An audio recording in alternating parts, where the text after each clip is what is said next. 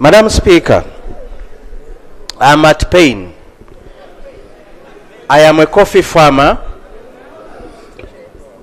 and I represent so many coffee farmers out there who are worried about what is going to become of a dissolution of an agency that regulates and promotes coffee in this country. Our colleagues here are just thinking about merging. We are talking about livelihoods. We are talking about our lives. This is not about merging one organization and the other. We are saying this agency has the sole responsibility of regulating coffee industry in this nation. Coffee brings in the main foreign exchange. Many of our people depend on coffee. Now you're here saying we are just emerging. The law is saying dissolution. The law you have provided for is saying you're going to dissolve. UCDA, do not take us for fools. Do not take us for fools. Yes, you don't come here and... Honorable members. It's not labor business. This is our life. Honorable members. Honorable members.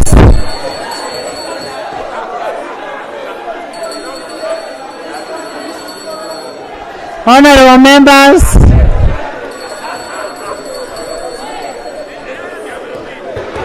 Commander.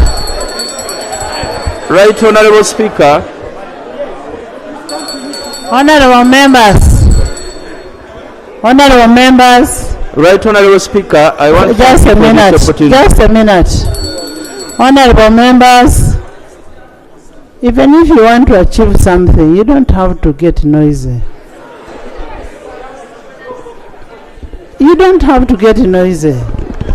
This is a house of intellectuals. This is a house where we are going to debate and debate for the people out there. And we must debate with sanity. So, honorable members, I need you to listen. There is a clarification that I need to get. On the issue of dissolution, on the issue of mainstreaming, on the issue of merging, I would want to get a clarification from the front desk on that. Yes, Honorable. But Honorable.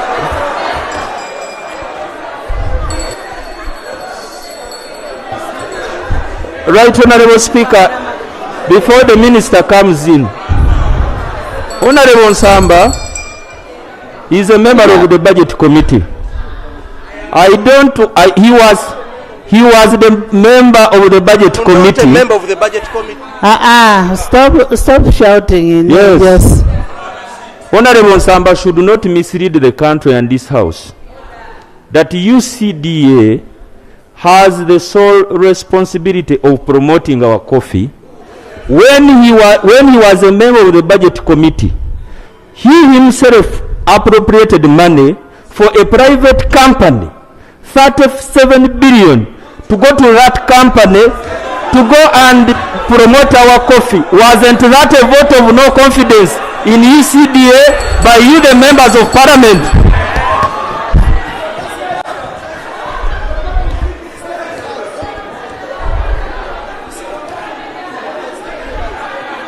Honorable members. Honorable member.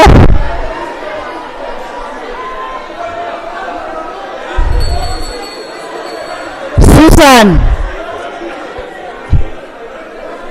Goretti,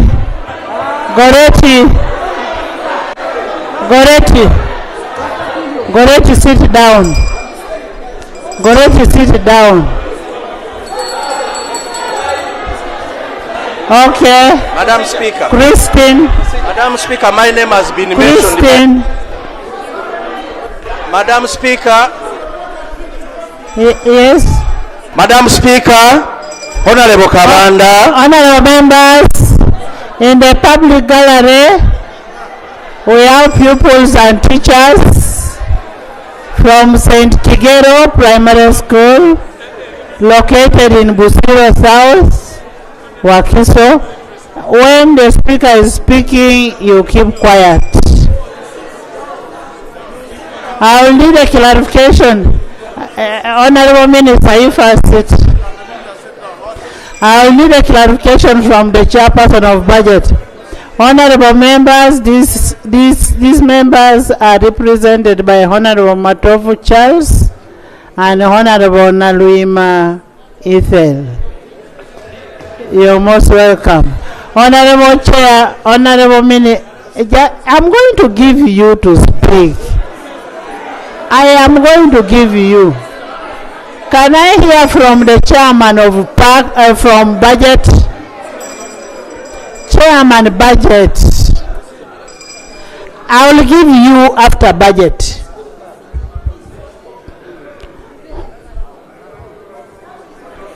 Honorable members, free sitting.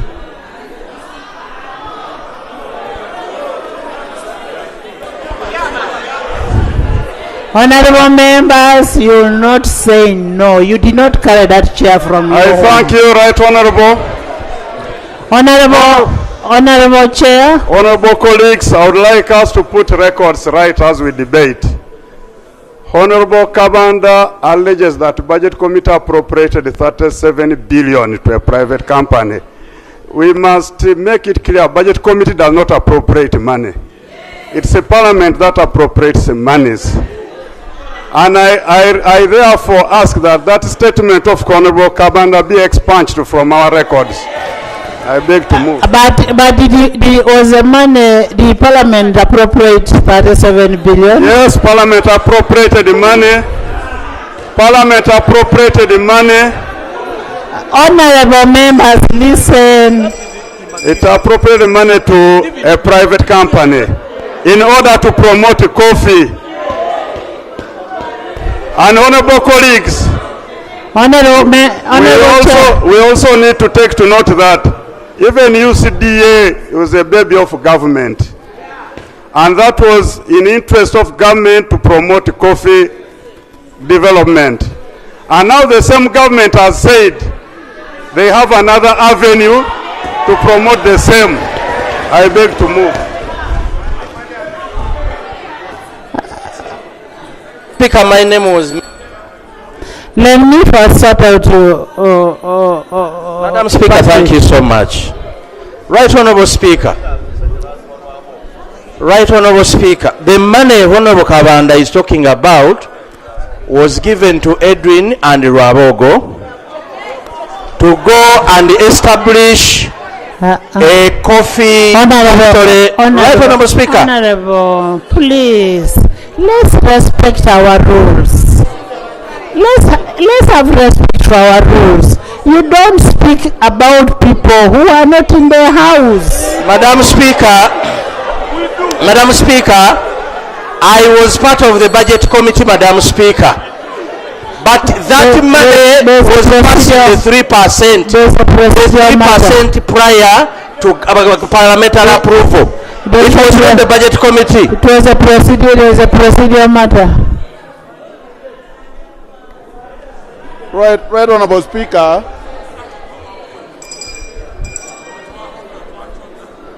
Right Honorable Speaker. Nakato, why are you people talking like? Are we in a market?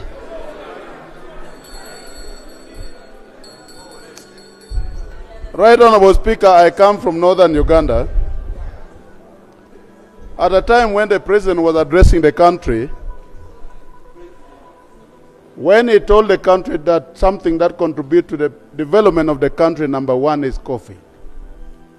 And I didn't understand the importance. And of recent, we have done our best to make sure that in our talk show, in our community mobilization, we are mobilizing our people to plant coffee. And I must tell you, I am happy and excited when I see the pressure in the House when it comes to a situation that is touching coffee in the country.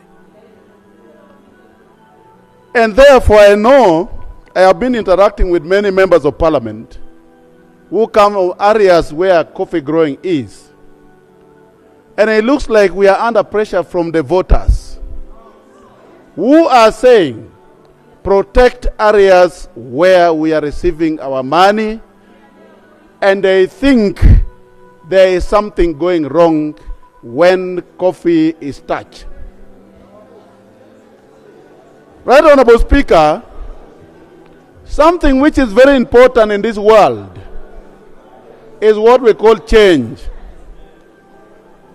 And when change is coming, Honorable members, let's give each person time to speak. and when listen. change is coming, people will always be threatened. They don't know exactly what will happen after the change. Whether it is going to be a positive change, whether it's going to be a negative change, they will not understand it at all. I know a situation where we were also informed, for us we don't sit in the caucus. The same environment we are facing now is also what was going on in the caucus meetings. And therefore that shows to you something has not been done right still. If this is something that is really bothering us, why don't we get a proper way to make sure people understand this situation well? And that's why I like the question you ask. And I wish we give time with soberness so that the minister explain and we understand whether this authority will be dissolved, and if it is going to be dissolved, personally I will not support it. Thank you very much. Thank you. Mapenduchi. Thank you very much, Right Honorable Speaker. Right Honorable Speaker, I want to believe that when you decide to create an entity, you create with specific targets and intentions. And time and again, you have to review or assess whether that entity is performing to your expectation. It is a fact that government created this entity. And it is the responsibility of government to assess and determine whether the entity is performing to its expectation. It is also the mandate of the same government, after review, to determine whether there is need to create a new direction. I think the intention of the merger is probably to create a more effective strategy in as far as the promotion of coffee is concerned. Right Honorable Speaker, as I conclude, the committee painted a picture yesterday. The committee painted a beautiful picture yesterday in as far as the work of Coffee Development Authority is concerned. But I want to say this. I think we should also recognize the fact that there are parts of the country that would have done much better in coffee if the authority had paid attention. And that is northern Uganda. I think as we plan to rationalize, government needs to put very particular interest in ensuring that the things that government did not do in promoting coffee development in northern Uganda needs to be taken more seriously. I support that the merger goes on. Thank you. Joan.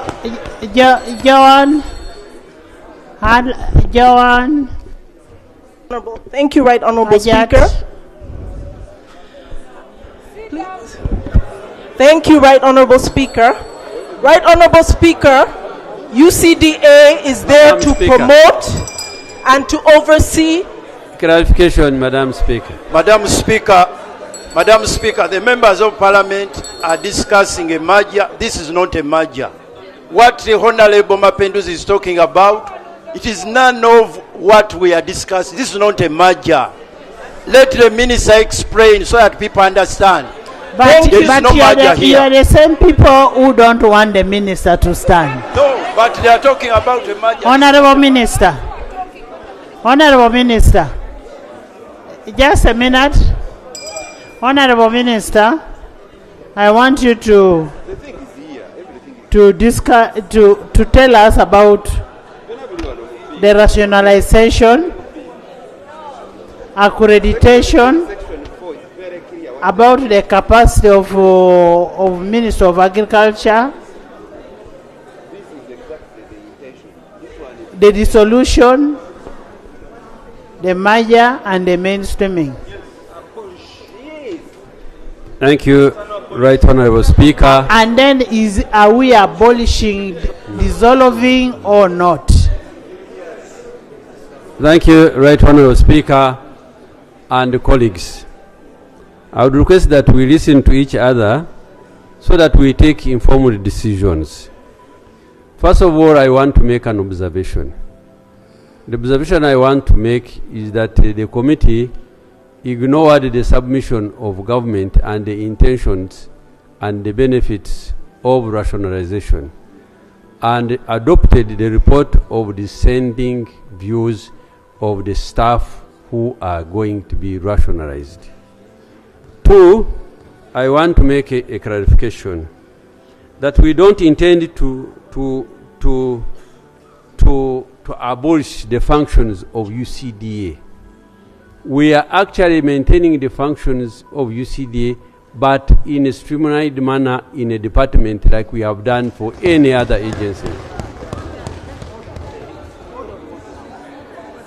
We are also, government also, the intentions. You made your submission. Sit. You see, this is a problem.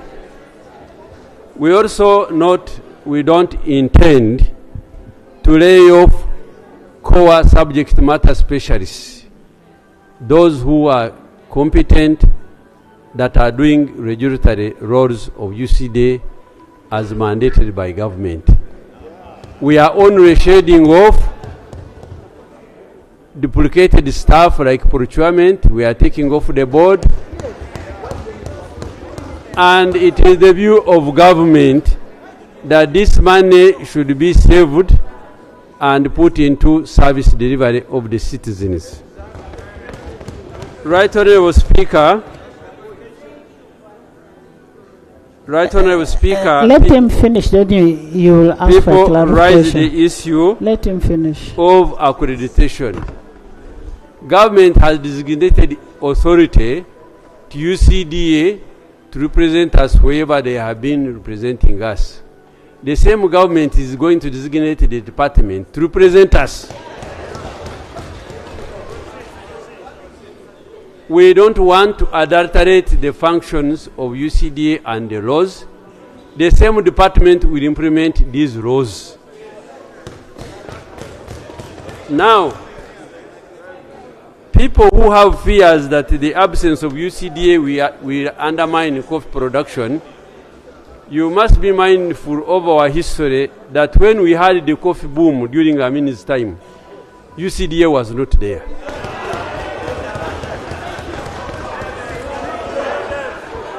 Let's listen. Order. Members, let's listen. Now, members, let's listen. There are fears of members about people who are going to lose jobs. Honorable Nashua Indiwalana. Nobody. Are you looking after chaos by standing? Nobody. When somebody is speaking?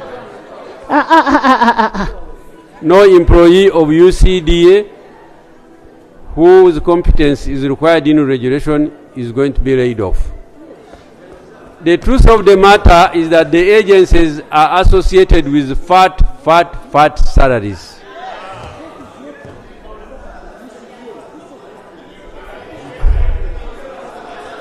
Well, Honorable members, allow me to finish, Honorable Seungu. Let me finish. Let him finish, then you will raise. Their own contracts. These contracts are not going to be terminated. But when the contracts end, they will be subjected to the structure of public services, which was approved by this parliament of the scientists. So, the issue of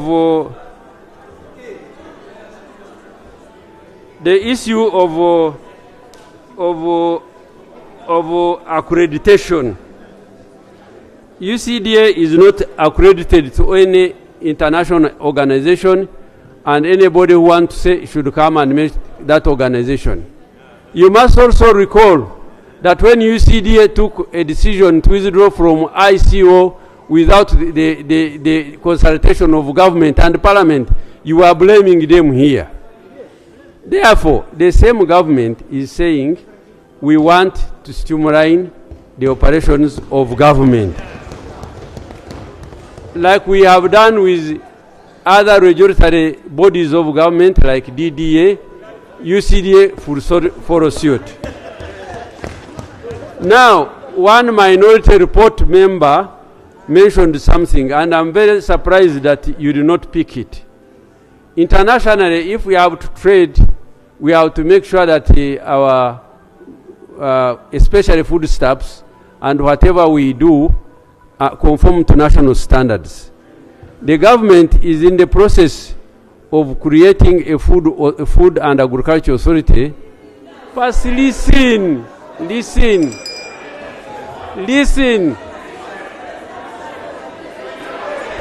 Honorable members. Please listen. Which order?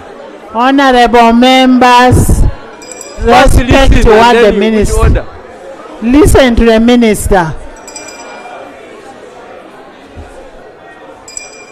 Now, currently, these products are being regulated by National Drug Authority.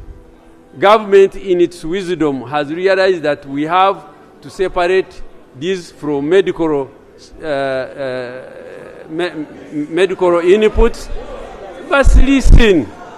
Honorable Minister, honorable members, listen. Let's have an art of listening to each other and say the minister lied in this and this. You first listen to him, and that will form your debate. Honorable Minister. Now, this body will take on the regulatory functions of all foodstuffs, including cocoa, including tea. Now, those who are pushing for the authority, shall we have the authority for cassava, authority for banana, authority for beans, authority for maize?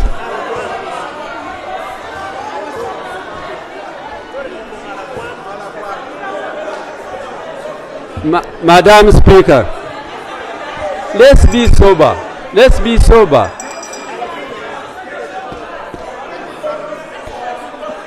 Honorable members, sit. Right, Honorable Speaker, one member, and yesterday, so right, Honorable Speaker, the leader of opposition and other members, the transition of 3 years. Thank right, you so much, Honorable Speaker. Because of Switch on. Because of the heat that has been associated with the UCDA rationalization, government in its wisdom has given 3 years for a transition. Right, Honorable Speaker, this will give time for people to understand that the same government that has promoted the coffee, the same government that has created the Coffee Development Authority, is the same government that wants to empower farmers to earn more. Yes.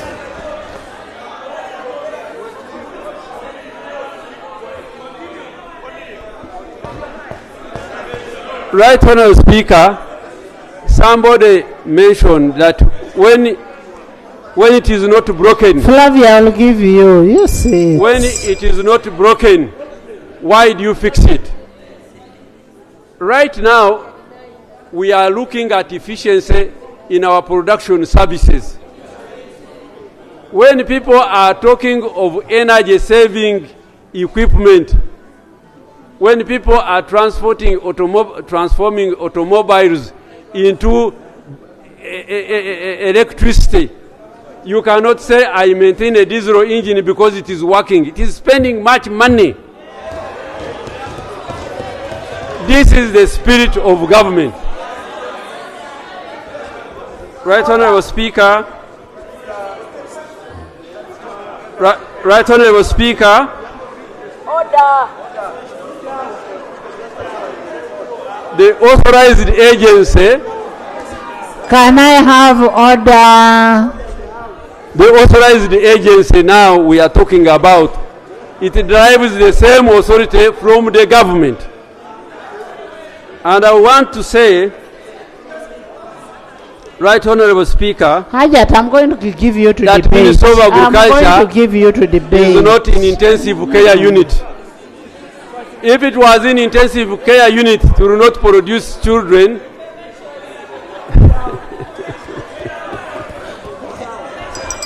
As Right Honorable Speaker, an answer, I will send you I out. request members to I will understand send you the out. spirit of... Just listen. We have made a submission to this House, and the spirit of government is to operate efficiently and deliver services to the best of its capacity. Thank you. Thank you, Right Honorable Speaker. You have given me. Thank you. Honorable. Right Honorable Speaker, the role of UCDA is to promote and oversee coffee. For 30 years, UCDA has done this excellently, but in very selected regions of this nation. Now, have just woken up to coffee excuse me, Madam Speaker, can I have my privilege as a member of Parliament? Madam Speaker, honorable members, find the 7 enterprises that are lucrative, and coffee is at the top of those enterprises. But for 30 years, and number 2, Right Honorable Speaker, I beg for my privilege as a member of Parliament to speak. I beg for my privilege as a member of Parliament to speak in this House. honorable members, can you kindly keep quiet? Right Honorable Speaker, when Ministry of Agriculture... Just a minute. Honorable members, I want you to listen. Can you...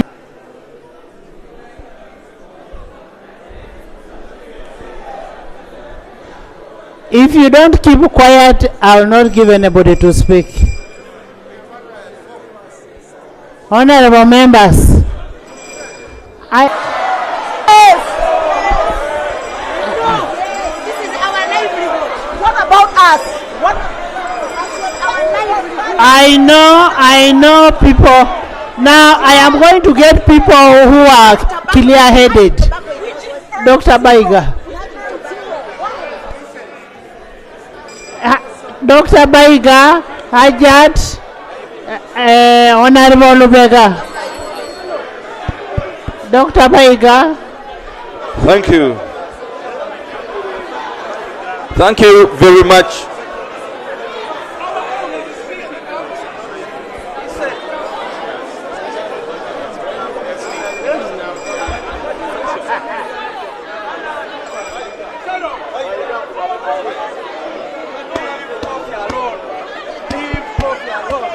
Dr. Baiga.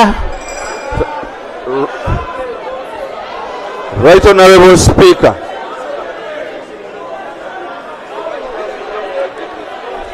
Can you people listen? Right Honorable Speaker.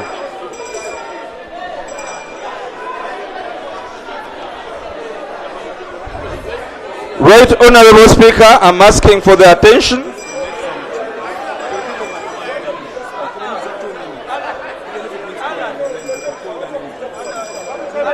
Let me speak. Doctor, you speak. Under these circumstances, Right Honorable Speaker, I beg your You indulgence speak. to take control of your house. Alan, why are you standing?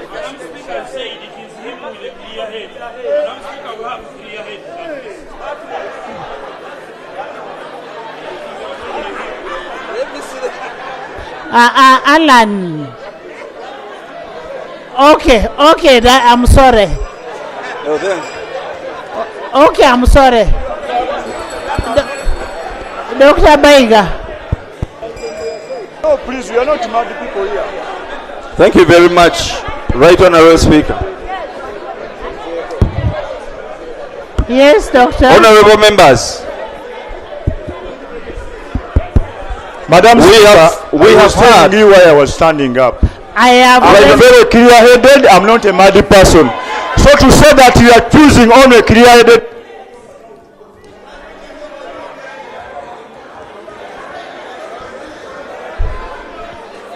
Dr. Baiga. Right Honorable Speaker, I thank you. I listened Honorable very members, listen attentively. to Dr. Baiga. I listened very attentively to Honorable Bright Rwamirama, and I felt he was misleading this house. The law is clear, in black and white.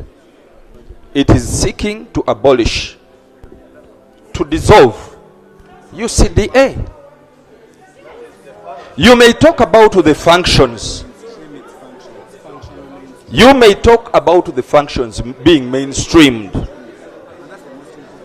But these functions are carried with them by UCDA. And UCDA, as an entity, is an accredited entity with 23 years of experience, gathered technical expertise, and you have not guided this house. Honorable Uganda is members, going the to front. lose that accreditation, and it takes a long time to get it. As the office bearer, you should have guided this house. That once this accreditation is lost, Right Honorable Speaker, it is going to take us very long time, and we shall have lost the market. And once we lose the market, the livelihood of our people is affected, and very negatively. He's not telling us that. Honorable, And I can see. Honorable, we are talking about accreditation. That should be answered. And then the functional mainstreaming. Yes. Accreditation takes long time, and he knows it. It takes 5 years to 10 years. But once our competitors realize that we have abolished the agency that was taking over this role, they will rejoice, because they will definitely take over the markets.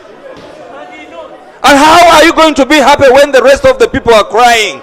I can see foreign members of parliament being organized to mob. Honorable Aisha, Honorable Lumo. Right Honorable Speaker. Thank you so much, Right Honorable Honorable Speaker. I am Aisha, not you. Privilege. On my right of privilege. Just a minute. Jane, just hold. Allow me respond to two issues. Number one, Honorable members, listen to Aisha. Thank you, Right. It is not the fault of UCDA that Northern region has not been major growing coffee for different regions. And Uganda government allocated Northern region for cotton.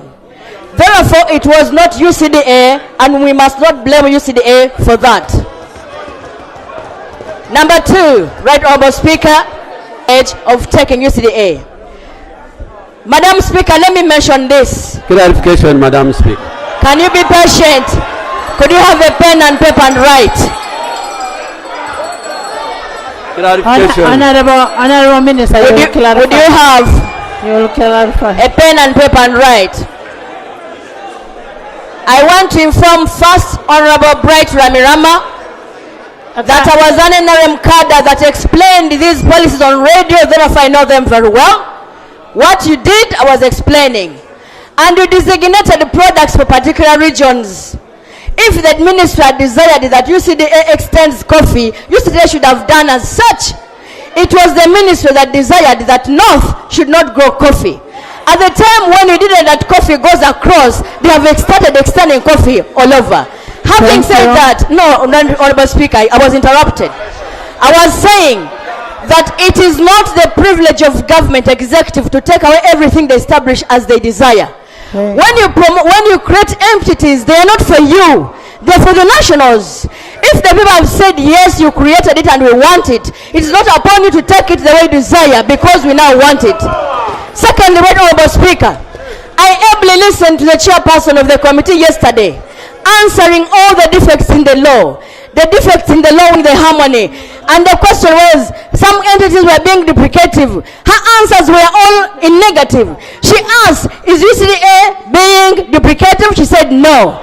Is UCDA destroying the harmony? She said no. Is UCDA being wasteful? She said no. She credited UCDA for being very good. And finally, and that's when I wondered what happened to the well-able chairperson, what happened to her. And we are here as Parliament to speak, to conclude the way she desired. She made the right submission but feared to make the right conclusion. The right conclusion is to say that UCDA must stay. It performed excellently. It is not wasteful. It is not deprecative. It must stay for the good of the people. I submit, Right Honorable Speaker. Thank you.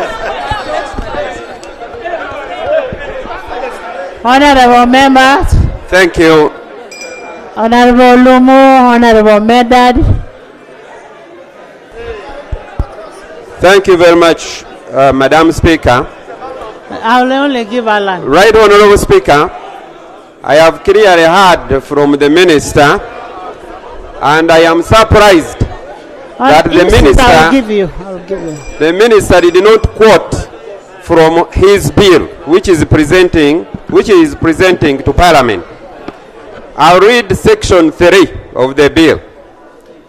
The purpose of the amendment of the National Coffee Act 2021 is to A. Mainstream the functions of the Coffee Development Authority into the ministry responsible for agriculture.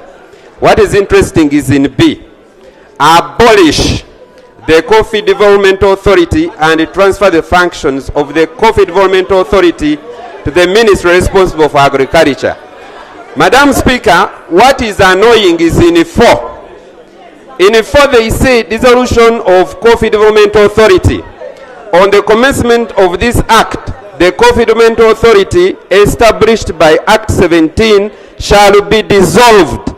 I wonder how the contracts the minister has been talking about will be alive when the UCDA is completely dissolved. I have been with a lot of respect for the minister, and I don't know why you want to dissolve them from me. If the UCDA is not existing, then the contracts are as well dead. I want to submit briefly on the chairperson of the committee. Madam Speaker, I looked at the demeanor of the chairperson of the committee yesterday. Discuss the report.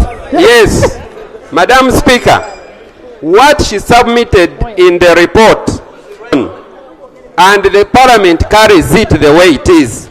And I want to suggest that the conclusion of the minority report should now be the conclusion of the majority, and then we carry that one.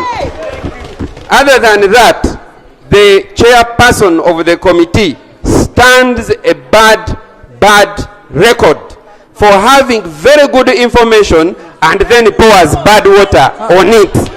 The resolutions they made in the committee and the conclusion are completely different. I want, Madam Speaker, to say this. My people I represent in Mityana are the best coffee growers in Mityana district.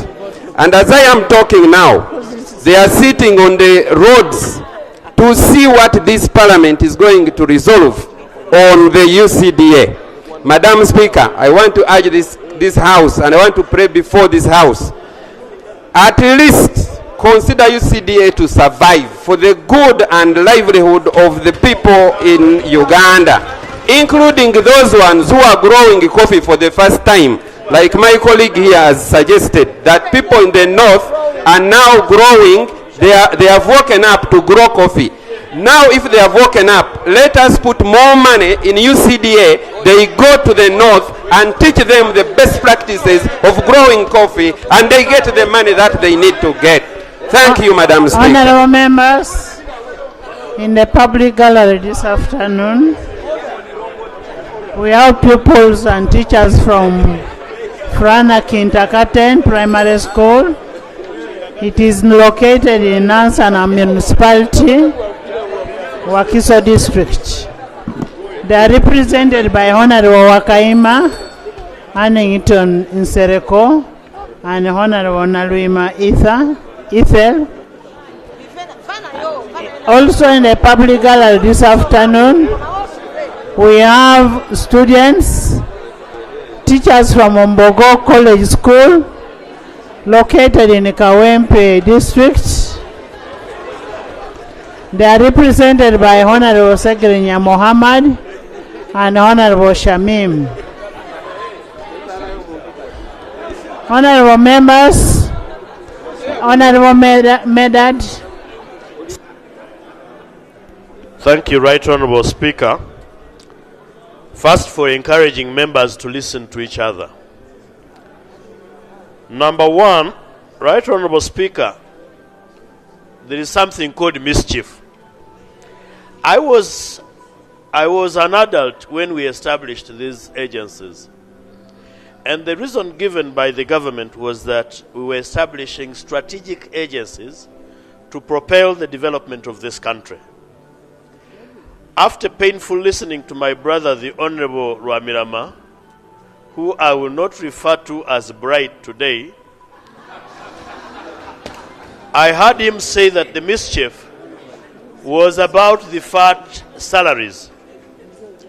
If it were about the fat salaries and humongous budgets, then before we rationalize UCDA and these agencies, we should start with those that created these humongous expenditures. Indeed, if we are to rationalize on a rational basis, we should start with rationalizing the Ministry of Agriculture. We gave them district farm institutes. Where are they? We gave them farms in Buyikwe. Where is the farm in Buyikwe? We gave them extension farmers. Where are they? So if we are to deal with redundant expenditure, we gave them ranches. Where are they? We should start with the rationalization of this ministry itself, and not entrust this ministry with functions of an entity that has been the brightest star in the country. Right Honorable Speaker, we were informed by the majority report yesterday, and I want to thank my sister, the chairperson, that coffee has been accounting for 55% of the agricultural exports. Why don't we want to spend on entities and areas which give us money? The reason we maintain agencies like URA, Uganda Investment Authority, is because they are strategic. Do you want to tell me that a blameless entity called UCDA, which has promoted coffee after the destruction and death of Coffee Marketing Board, should be sacrificed because some people are not doing their work? Can we talk about expenditure in a government, in a parliament, for strategic reasons that gives money to a private company, and then we say we cannot give money to an agency?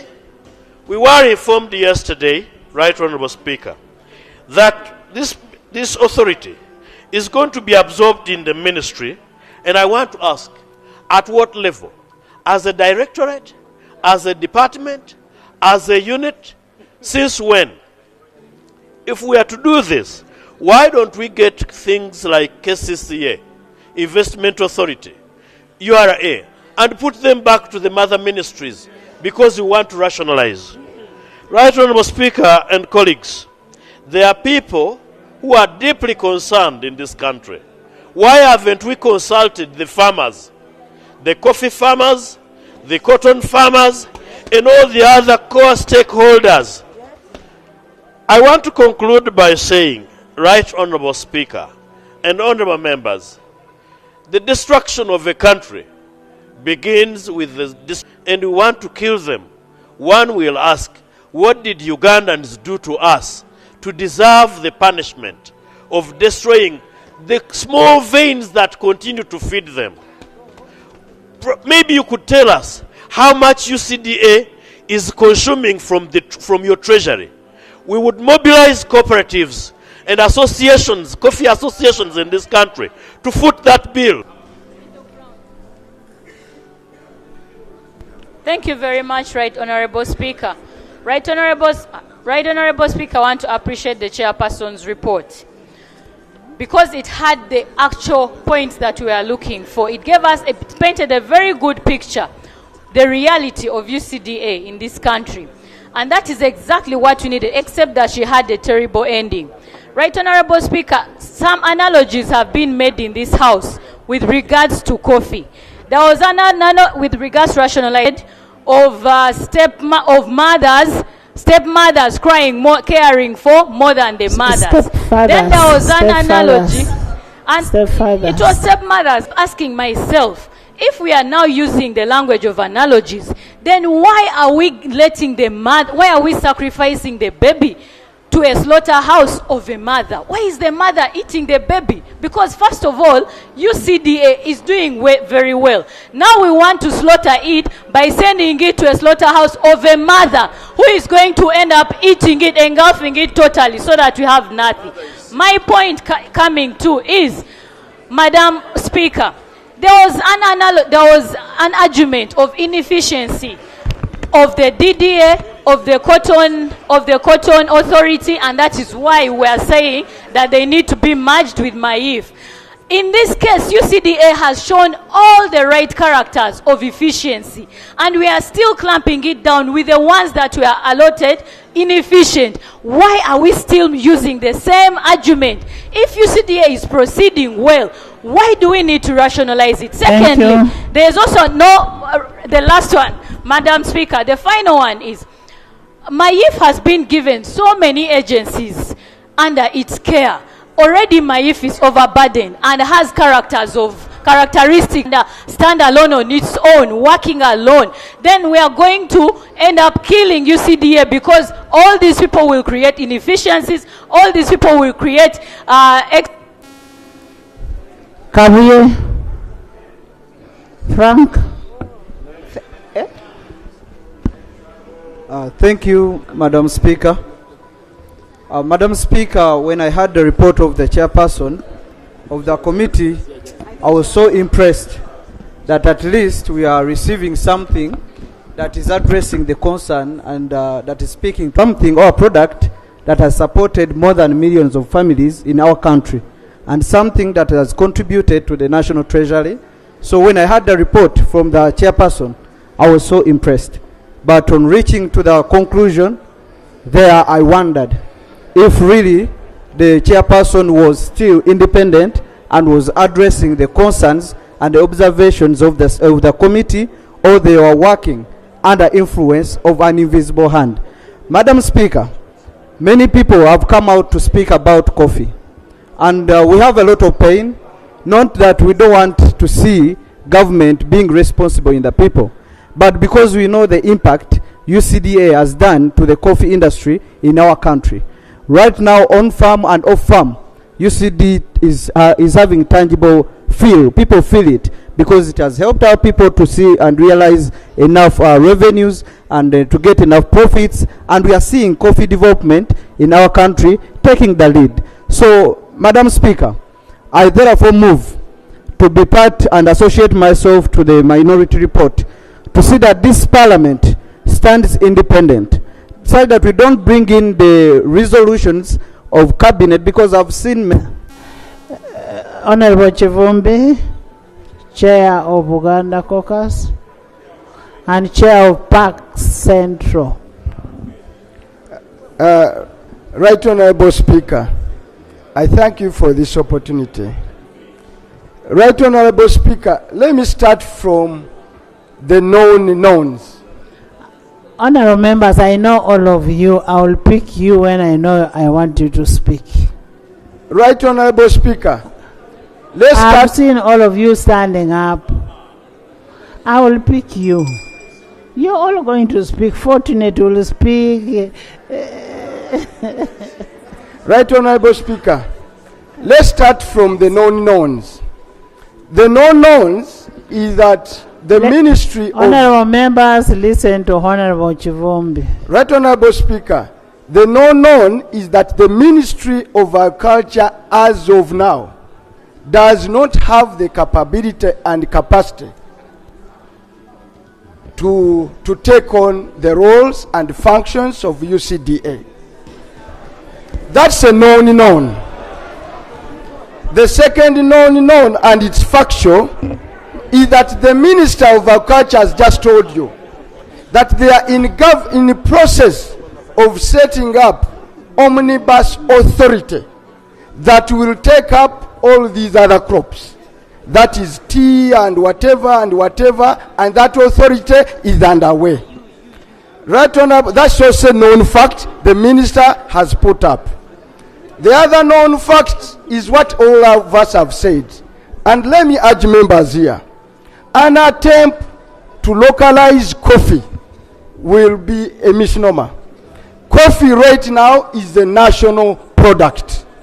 It is grown across all regions of the country. Like banana. For at one time, Buganda was the biggest grower of banana. Today, Buganda imports banana from Western Uganda.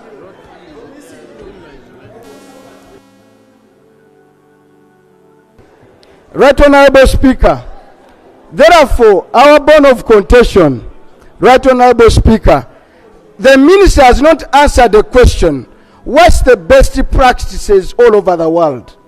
The best practice all over the world, that special crops like a coffee is grown through agencies as a vehicle. Ethiopia has it, Brazil has it, Vietnam has it, Kenya has it. What we are doing today, wise people in Ethiopia try to do it. Wise people in Kenya tried to do it. 3 years down the road, they had abandoned and they are going back. Now the law, let me go to the gist of the law. The law seeks to dissolve. The minister here is putting an argument of a transition of 3 years, contingent upon government attaining some other capacities. Now, after killing UCDA today, when 3 years down the road, that capacity is found wanting, will you resurrect it? Will you resurrect it? Having killed it? Therefore, let us think full square. And next, that's why, Right Honorable Speaker, our position is very simple. That you don't need even the 3 years. Government can even come here tomorrow. If the capacity to assure quality, to market our coffee, and in a sustainable level is attained by MAIF, come here with the law, there will be parliament, we will pass it instant. Yes. Our question, Right Honorable Minister, the other day I put up a notion of legislating in anticipation. We are legislating that someday that ministry that has demonstrated incapacities, and I had a great care because I've just audited that ministry. It doesn't score any plus on any parameter. It is in a minus, from goat rollover, from tractors, from acre sites, from everything. I want to put the minister. If the minister of agriculture is doing well, let him stand here and tell us one crop which they have done so well, to give us a basis of confidence that they are up to anything. They don't have it. They've killed the tea on their watch. They've killed the vanilla on their watch. They've killed all other things. Even fish, which is inherent in the lake.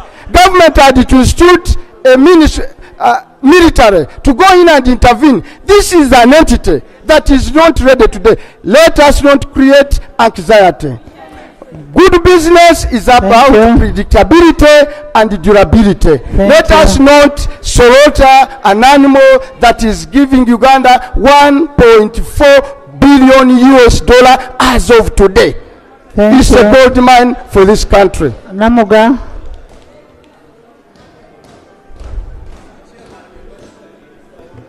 I want to thank you, Right Honourable Speaker, for giving me the opportunity to speak after my chair.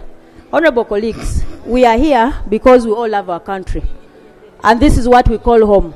It's not about regions. Right Honourable Speaker, I want to thank the House and also encourage them to keep being objective when we're deliberating on some of these matters.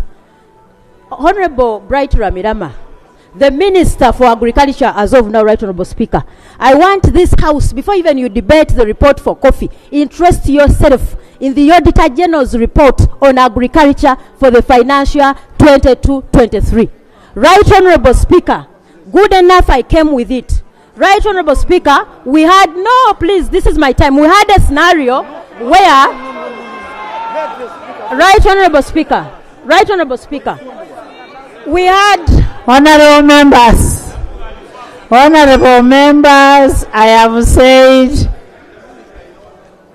let's be calm. Right Honourable Speaker, I would expect my sizement, Honourable Ogwan, to respect the fellow member. Yes, because in any case they will tell you to stand up. No, that's it. But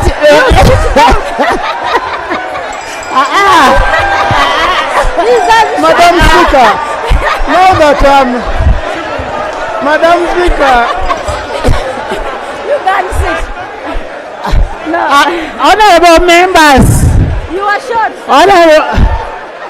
Honourable members, honourable members, honourable members, honourable members, honourable members, can I have order? Can I have order? Namuga is right. That's the seismate. Thank you, Right Honourable Speaker, for protecting, and we must appreciate nature. Right Honourable Speaker, we are looking at two things objectively. For me, I'm looking at the performance of an entity as of now that intends to take over responsibility of an authority. Right Honourable Speaker, all of you colleagues remember the issue of the foot and mouth disease. This is the same ministry that failed to manage that disaster when it happened. They were given money, failed to procure the vaccines, and we had over a million dose vaccines that expired within the stores. They expired. Yes. Two, they bought goats in the same report. You bought goats and all of them died. Yes, we bought. Thank you. Evans. Have any more authority to take over UCDA because you can't manage it. Evans, Kanyike. Lutamaguzi.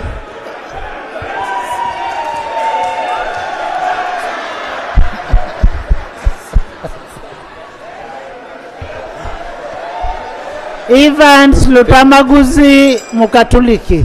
Thank you. Thank you, Right Honourable Speaker. Right Honourable Speaker. Members, let's speak faster. So many people want to speak. Yes. Right Honourable Speaker, according to the three reports which were read yesterday here from the chairperson of the committee and the two minority reports, they stipulated very clearly that UCDA should not go to the Ministry of Agriculture. I listened very clearly. I know Honorable Linda is my good friend. Let me hope that you were not intimidated. Let me hope that you were not intimidated, because the way you presented the report, it was a good report. But the way you concluded, it looked like... You make your submission. Right Honorable Speaker, according to the reports which were presented here yesterday, it clearly stipulates that UCDA should not go to the ministry. Thank you. Lutamaguzi.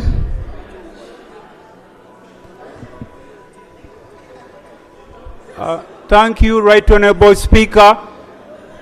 Right Honorable Speaker, when you had just become a Speaker of this August House, you say to the public that this is a people-centered parliament. Don't put me into... I withdraw, Right Honorable your Speaker. submission. I withdraw, Right Honorable Speaker. No. Go straight to the bill. Yes, the coffee. Right Honorable Speaker, being a coffee farmer, in the following. In the history we have ever had coffee marketing board. It went. We had the cooperatives. They went. There is no way you can cut a hand that feeds you, honorable ministers here. The economy you are talking about today is boosted by UCDA. One of the sectors that boosts this economy is UCDA. Unless there are pressures behind. I had the report which was read by the chair. It was very clear apart from the conclusion. So therefore, being a member of parliament, Right Honorable Speaker, a coffee farmer, and a defender of people down there in the villages of Nakaseka and across the country, including you, the Speaker, because in the beginning you told us you are also a coffee farmer. We are saying no to rationalization. Thank you, Right Honorable Speaker. Alan. Thank you, Madam Speaker, for the Seungu first, then Alan. Seungu first, then Alan. Thank you, Madam Speaker. Madam Speaker, one of the most bright people in the army during that time is Honorable Bright Ramirama here. And if he takes history of Masaka, when they captured Masaka, one of the resources they used to win the war was coffee. You took coffee, signatures made by General Eli Tumwine the late, may so rest in peace, and that's how, and Leyland vehicles. That was coffee marketing board. Later on, you killed the coffee after taking government. And the people have fought their battle. You know where? People have... Why? Why do you fear people having money? Statistics in our constituencies show that because of coffee and UCDA giving them seedlings, people have got money. They are paying fees for their children. They are taking them to St. Mary's College. They are even paying money in government USE schools where you are not giving enough funds.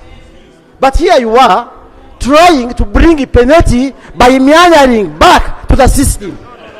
Kindly, Honorable Bright Rambirama, go to Isinjiro, where you come from.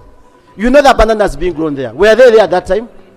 What have you done to the horticulture? Obote. Right Honorable Speaker, I come from Kasambia, and they grow coffee. I want to make some clarification.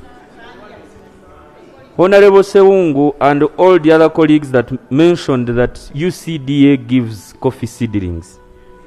UCDA has never given any coffee seedling in my constituency.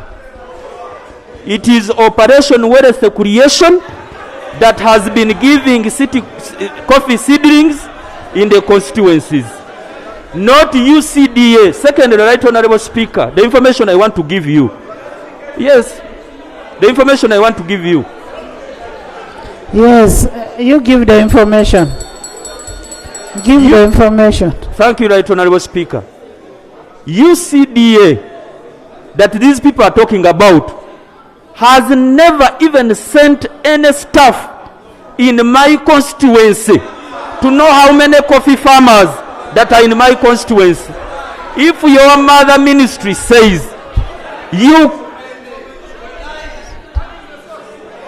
Therefore, Right Honourable Speaker, the information I wanted to give him and the clarification is that UCDA has never given any coffee seedling to my people, not even to any person here.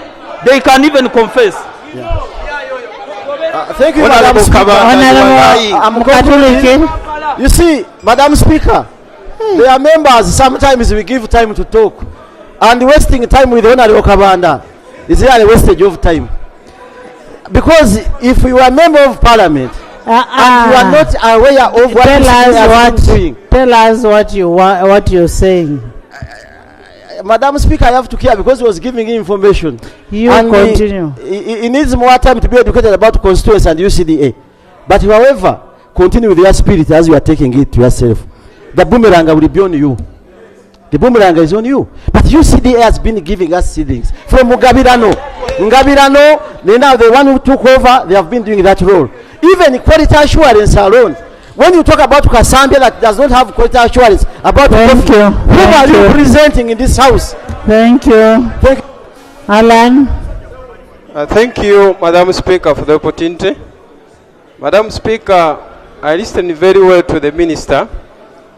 He was suggesting a transition of 3 years. Yes. And Honorable Abedi Wanika came in and gave in a transition of 5 years. Madam Speaker, they are not giving us a justification. And some people are suggesting 10 years. Others are suggesting 20 years. Honorable Minister. Honorable Minister. This young man here has a very good, bright future. The young boy is asking you, what is the justification of the 3 years? No, the young MP is very brilliant. That is a very good question. Madam Speaker, no, you'll come, Honorable Minister. You take note. Yes. He has a very pertinent question. Thank you, Madam Speaker. Madam Speaker, the Minister is not giving us a justification. And even Honorable Abedi Bwanika failed. Therefore, Madam Speaker, why are we legislating in anticipation? Why don't you wait until the 3 years elapses, or even 10, or even 5? So you agree that we give the 3 years to elapse, then we legislate? Madam Speaker, I'm recommending. You're recommending? I'm recommending like this. I'm recommending finally. We are not allowed to legislate in anticipation. Therefore, I recommend we maintain the status quo and we don't rationalize UCDA. Thank you. Derek.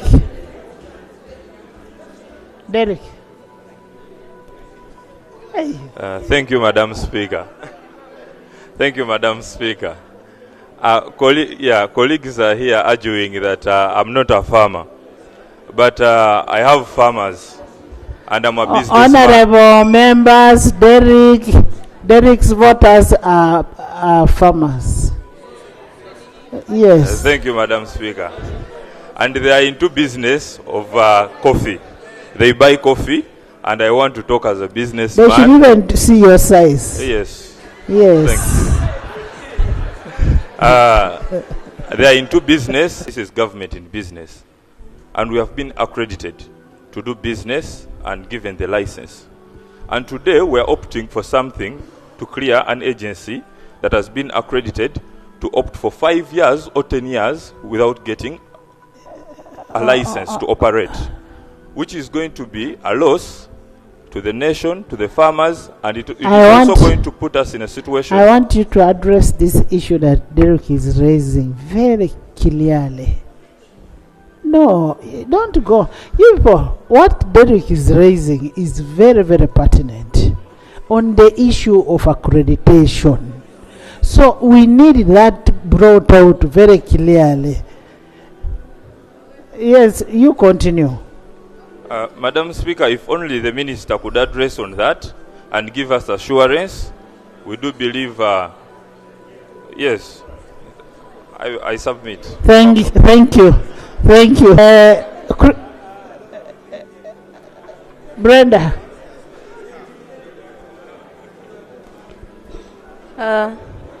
Thank you, Right Honorable Speaker, for this opportunity. First of all, I want to respond to what the minister said, that actually they have so many bodies doing the same work like the ministry. Right Honorable Speaker, I come from a family that has been growing coffee for a long time, from my great-grandparents to my grandparents to my parents. So I know when coffee is thriving, I know when the prices are low, I know when they're affected, and I think I'll give you advice that in the 60s, our parents managed to go to good schools because coffee was thriving. In the 80s, it went down. People used to market coffee using cooperatives, and then when they were abolished, removed, they failed. Coffee went down. The prices went low. It is only this time. For the coffee farmers, they usually sell coffee in tins, and that tin now costs 40,000. It has never happened before. It's because UCDA has been doing good. They have been making sure that we store our coffee well. They look for markets. They improve on our... Your bill is coming. The way coffee is being handled. The minister is here. Honorable Ramilama, I need to inform you that a decision to abolish UCDA is going to cost your government a lot. Because our farmers are saying, regardless of the toughness of UCDA, we still want it to exist because we are seeing good results. Please don't trade this way. Otherwise, you're going to pay for this. Because our coffee farmers, as the coffee farmers, we are saying we must... Fortunate, Madam Teacher. Thank you so much, Right Honorable Speaker. I would like to Moses, I'll appreciate come to you. the reports of both the majority in terms of the body and not the conclusion, and the minority report, the one given by our shadow minister. Right Honorable Speaker, the minister has indicated the point of rationalization was doing away with agencies that are milking our economy. We have clearly seen that this UCDA, just in the last financial year, brought in an income of over 82.25 billion. Yet its budget was only 44.76 billion. This indicates that with actually time, UCDA is going to become self-funding. Right Honorable Speaker, our people are saying no to rationalizing UCDA. If it is really brought in good faith, why not wait for the 3 years to expire? You sort your issues in order, then come back to this house. Those who will be here then will be able to pass this bill. Otherwise, Right Honorable Speaker, I submit on behalf of the people of Chotera, no to rationalizing UCDA, putting it in my ear. Thank you. Robert. Thank you, Right Honorable Speaker. Right Honorable Speaker, on the issue of coffee, we are on the issue of life and death. In that, even a layman down there, many of our boys and girls. After Robert, you go to Kabus Moses. Moses, don't be distracted. Moses, you're being distracted. Then Juliet. Thank you, Right Honorable Speaker. Most of our Ugandan boys and girls are going abroad to be slaves, but those who have managed to be here with the coffee, they are doing well. That is agriculture. We used to study in SST. The major economic activity in Uganda is farming, and the main economic activity through the cash crop you are in for was coffee and cotton. That's why you had the gineries around, we had the coffee factories around. Now by this regime you have nothing. And the Rito which is struggling to survive, they are running for it. There is a term in Uganda used which I will not use. And that very term, you find someone who just come for something which is on top, you pick that one. Instead of helping it to go up. in that perspective, Honorable Speaker, I will challenge Minister of Agriculture. Your research desk is so weak to the extent that even you wish to sell the land of research centers. The narrows are not they are nowhere to be seen. The coffee wilt has been disorganizing our farmers. You have never come to rescue. But now you are coming for profits, which Ugandans have struggled to maintain and have. Shame. Moses. Madam Speaker, Madam Speaker, I bring you greetings from the islands. Yes, Madam Speaker. Madam Speaker, in May 2023, I'll be brief, the President commissioned 52 billion shillings. President Museveni, Honorable Katumba, you remember, in Kalangala. And it was for oil palm growing in Kalangala. Madam Speaker, ever since then, Ministry of Agriculture has never, in Chamuswa, has never even organized a single meeting with the farmers, even with the 52 billion shillings.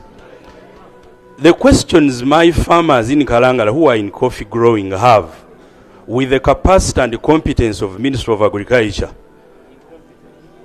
okay, the capacity of the Ministry of Agriculture to handle coffee that was growing on by its own are many. Madam Speaker, my farmers suggested that I bring you their opinion that coffee should be left the way it has been But managed. you bring it to the house, not to me, Anita Mon. Yes, Madam Speaker. Yes, thank you. Madam Speaker, I dressed like this humble. When a Muganda dresses like this, is not for war but to communicate that let this matter be handled with the dignity it has had and let it be not be vulgarized. Coffee should be left the way it has been, and farmers should benefit from it and not be killed like other institutions have been killed under the ministry. Thank you. Thank you. Lutaya. Thank you so much, Right Honorable Speaker. Right Honorable Speaker, I have heard from the Minister, Honorable Bright Ramilama. But I'm wondering, Honorable Minister, why you people preach patriotism, yet you are not patriotic. You pretend like serving good food, yet you know very well that you have poison in that food. You know the curse you are creating for your family. You know what coffee means to most of our families. Why are you serving one person instead of the whole country? You mean you don't know? You mean you don't know what you are doing? We know that you are serving poison, pretending that you are giving us good food. I strongly deviate from what you are trying to bring to this house. I beg to submit. Thank you. Honorable Juliet. Thank you, Right Honorable Speaker, for the opportunity. Juliet, I not only represent farmers, but I myself am also a farmer. Moreover, all of them collaborated when it came to the contributions of agencies. Right Honorable Speaker, this institution, Parliament, is very good at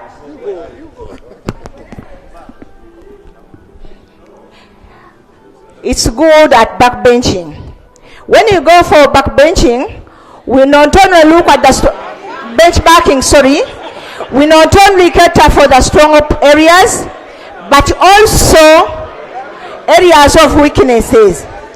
Right Honorable Speaker, the reports were all clear that countries which are doing well as far as coffee is concerned, they all do it not through their respective ministries, but under agencies. The reports also showed that the countries that have decided to rationalize, they've ended up backsliding. So, Right Honorable Speaker, we should always learn from even the mistakes of others. Yes, Thank you. Thank you very much, Madam Speaker. Madam Speaker, yesterday, You'll speak. when I was listening to the report. You mean Alan has not spoken?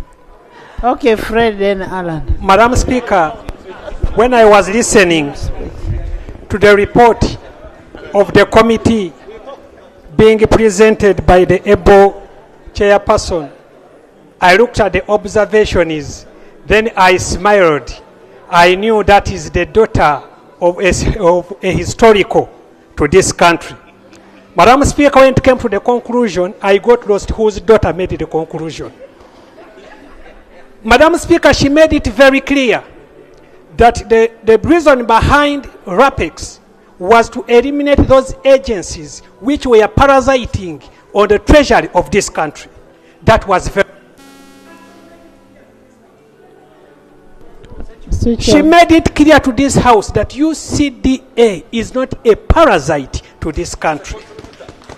She made it very clear. That's why I saluted her. Madam Speaker, we are talking about the livelihood of people. Madam Speaker, my grandmother is watching this debate. She tried the moringa brought by this ministry. You still have a grandmother? Yes, she's there. She's watching. She tried the moringa under the ministry. It failed. She tried the caterpillars under the ministry. It failed. She tried aloe vera chigaji under the ministry. It failed. Now the coffee... Isaiah, under the watchful hand of the ministry. Madam Speaker, we send no to UCDA and we are not taking our coffee. Thank you very much. Alan, Isaiah, Kirabo, Mariamo, Mamambale. I am Thank you, coming Madam down. Speaker. What is the problem? Thank you, Madam Speaker, for giving me way. Madam Speaker, I'm not talking as a coffee farmer, but I'm talking as a coffee consumer who represents coffee consumers of Makindye and Kampala at large and some other areas. As a coffee consumer, I'm now much worried about the quality of coffee which will be supplied to us in the market. Because UCDA has been ensuring quality coffee in the market in Uganda and outside Uganda. So if it is taken to the Agriculture Ministry, we are very worried as consumers that our much favored coffee will not be favored in the whole market because of the lackluster way of the Agriculture Ministry, the way they do things, not concentrating on that type of quality of the bean of coffee.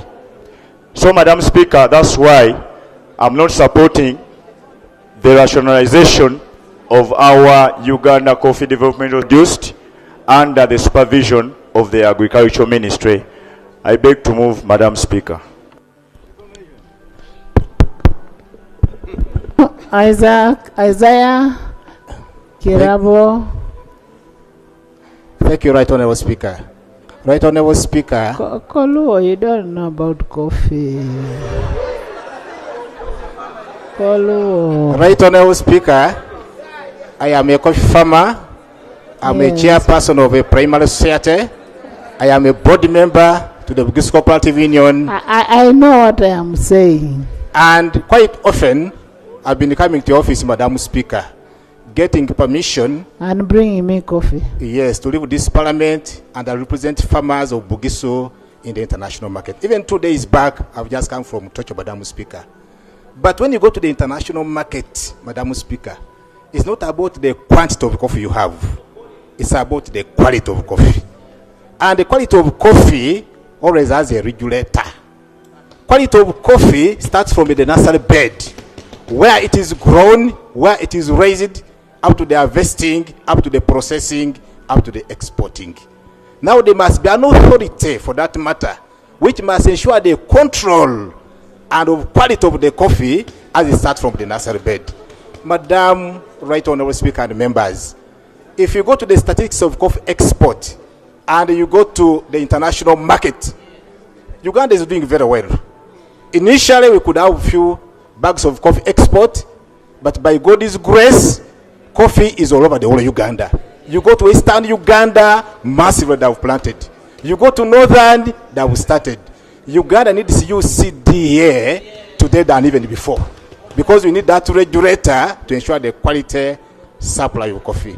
There is information from another coffee grower. I'll take it with your permission, if my time will not. Thank you so much for giving in.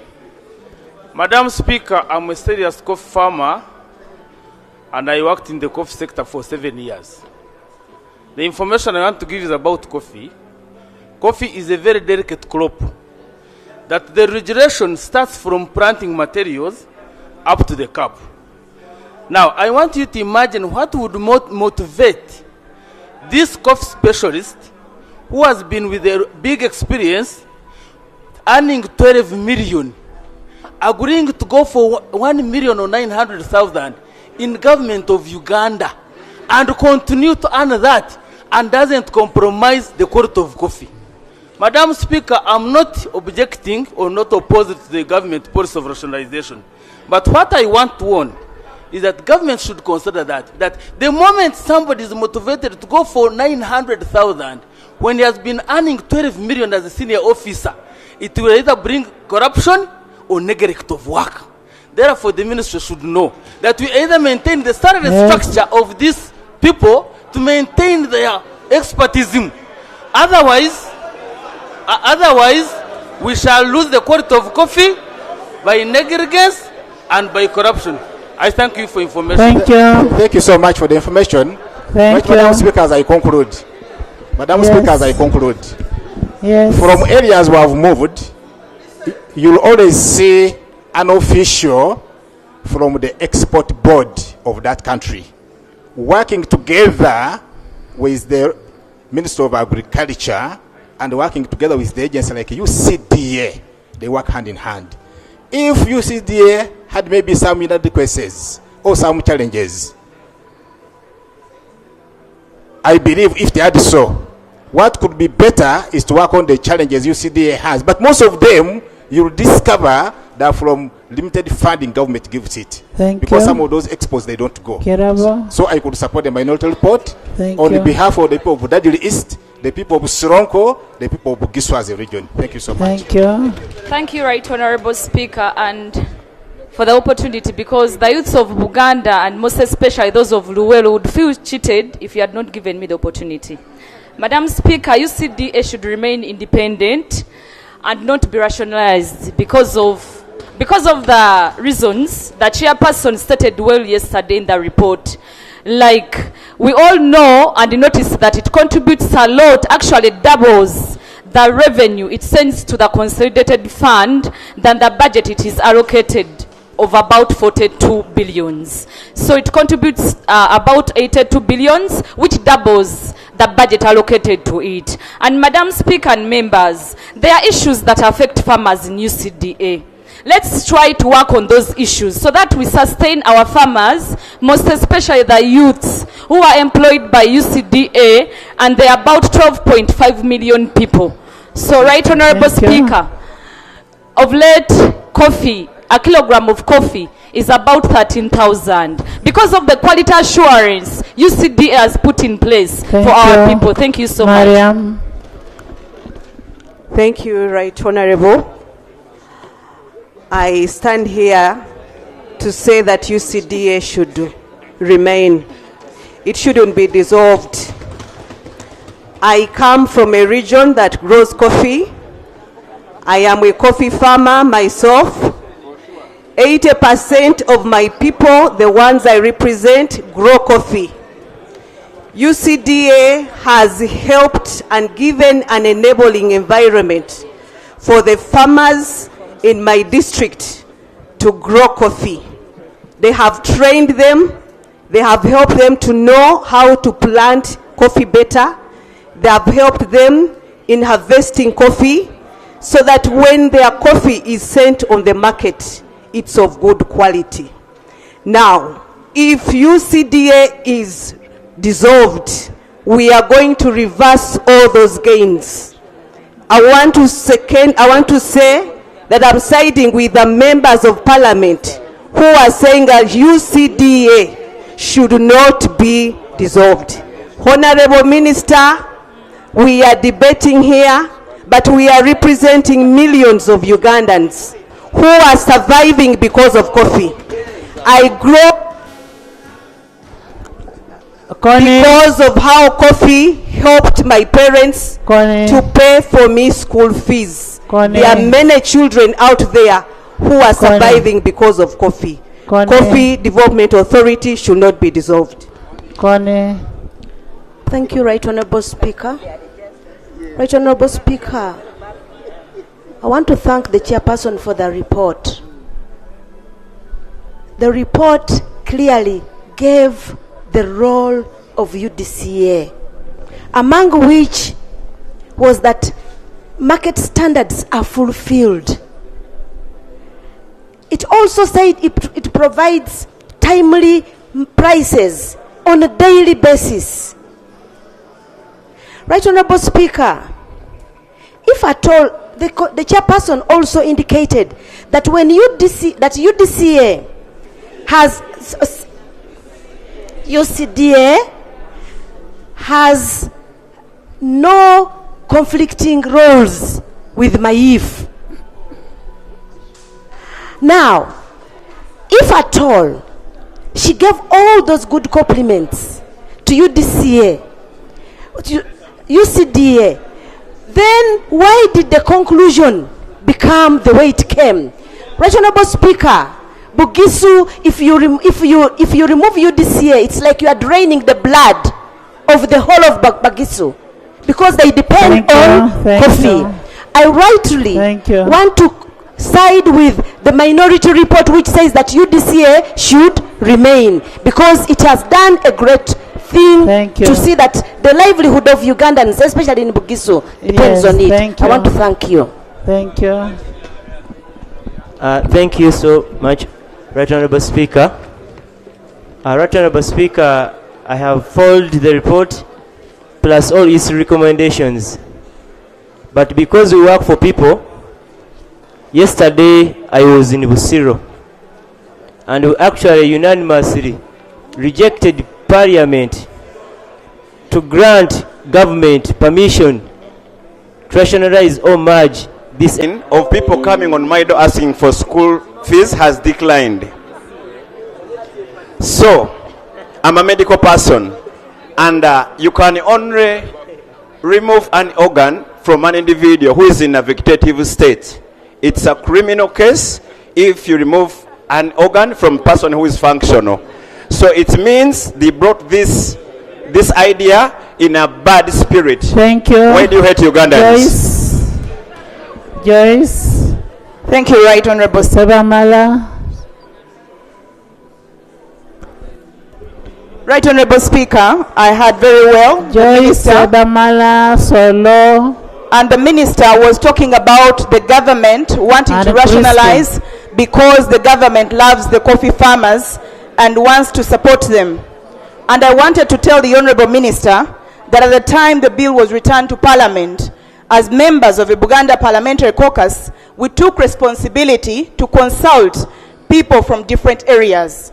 We went to Butambala, we went to Mityana, we went to Luwero, we went to Buddu, we went to Buyikwe, and many other parts of the country.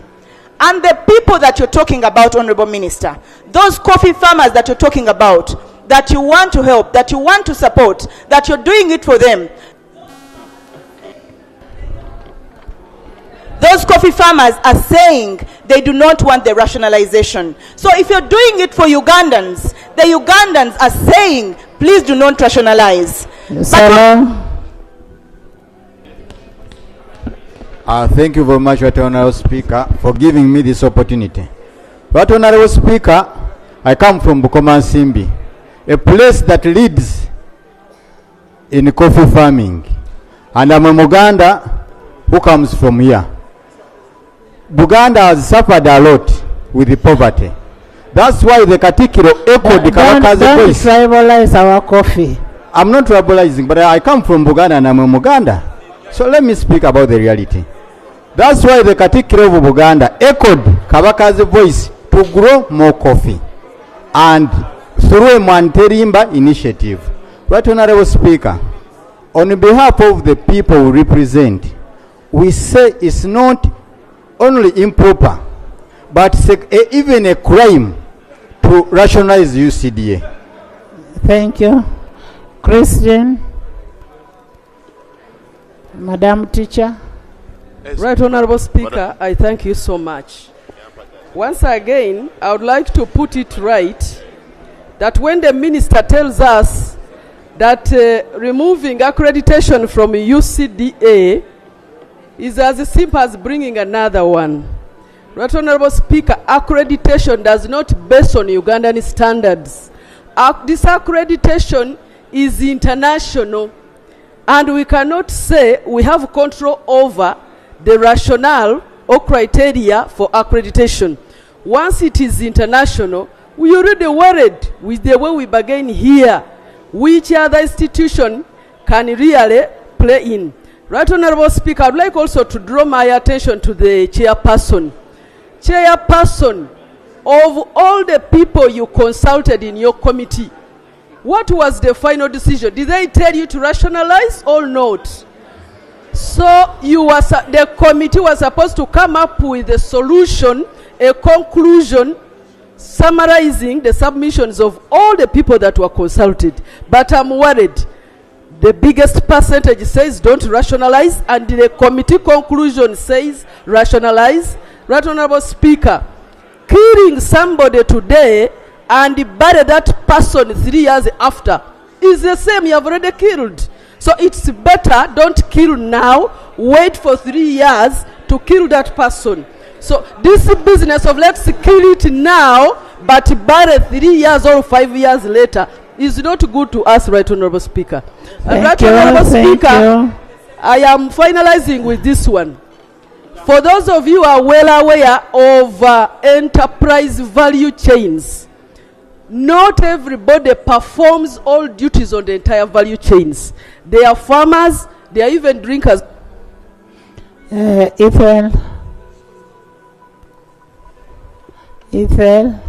Hey, Madam Teacher first. Right, you're right. Right Honorable Speaker, I wish to thank you. Right Honorable Speaker, 32 years ago, Right Honorable Speciosa Kazibwe led this House as the Minister of Agriculture to come up with UCDA. On that day, Parliament, I've been looking through the answer, Madam Speaker. Parliament unanimously agreed that to allow the coffee growing, marketing, and value addition to thrive, there needed to be a standalone authority to handle this matter. 32 years later, Madam Speaker, UCDA has not let us down.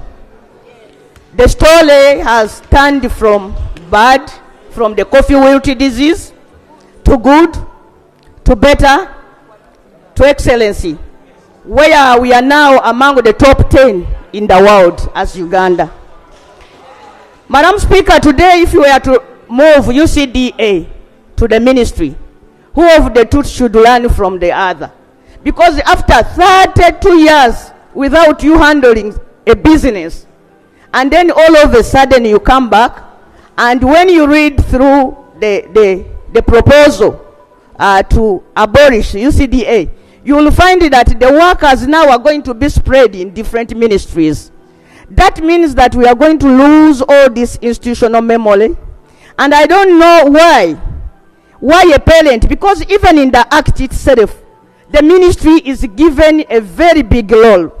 I don't know which parent would like her child to go back home after. Ethel. Thank you so much. Bovuma. Dem. Israel, Bovuma, Dem, Nachibonli. Thank you so much, Right Honorable Speaker. Right Honorable Speaker, on behalf of the people of Wakiso and especially the people of Busiro North that are so much in farming and in coffee, I also stand to support the contents of the majority report, less the conclusion, and also the contents of the minority report. Right Honorable Speaker, not once, not twice, we've put it here, and it was very clear that we are a people-centered parliament. Right Honorable Speaker, let's listen to the voices of Ugandans. We are handling an agency that is that is taking care of 12.5 billion people. And we've seen that this is an agency, unlike others, that could show decrease in what they are producing. But this one is showing an increase right away from 2013 to 2024 where we are. It is promising. Why are we insisting that still we should take away livelihoods of people? And also, the matter of public servants and the staff is not resolved. I'm part of the Public Service and Local Government Committee that is handling this matter of rationalization in general. The question is still, all these Ugandans we want to send away from their workplaces. Where are they going to go? But particularly for coffee, they are the Ugandans that are helping several others to have a livelihood. So I request. Yes, Vuvuma.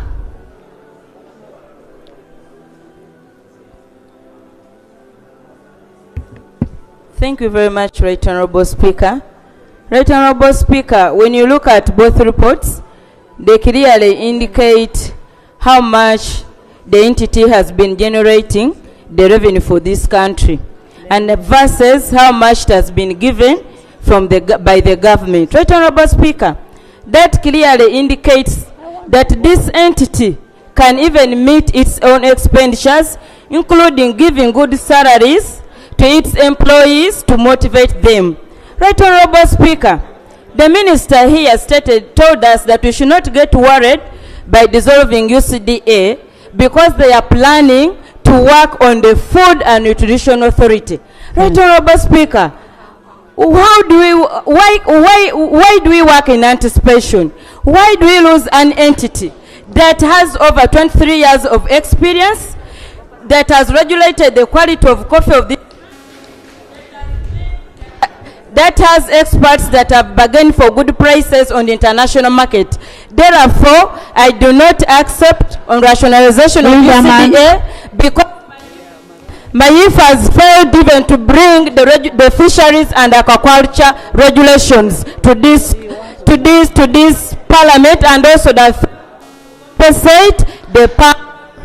elected persons. Madam, when the phone is off, when the microphone is off, it is off. Thank you very much. The people of Buvuma have heard. Thank you very much, Right Honorable Speaker. Right Honorable Speaker, with the unemployment challenges Uganda faces, the report clearly brought it out that UCDA has managed to employ 12.5 million people. So we can't stand a chance of taking all these people back to nowhere when we rationalize UCDA. Lastly, Right Honorable Speaker, I beg that with the report from the major report,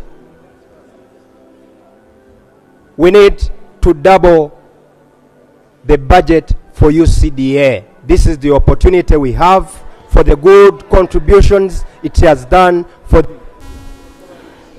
Naturally, Dennis, Christine.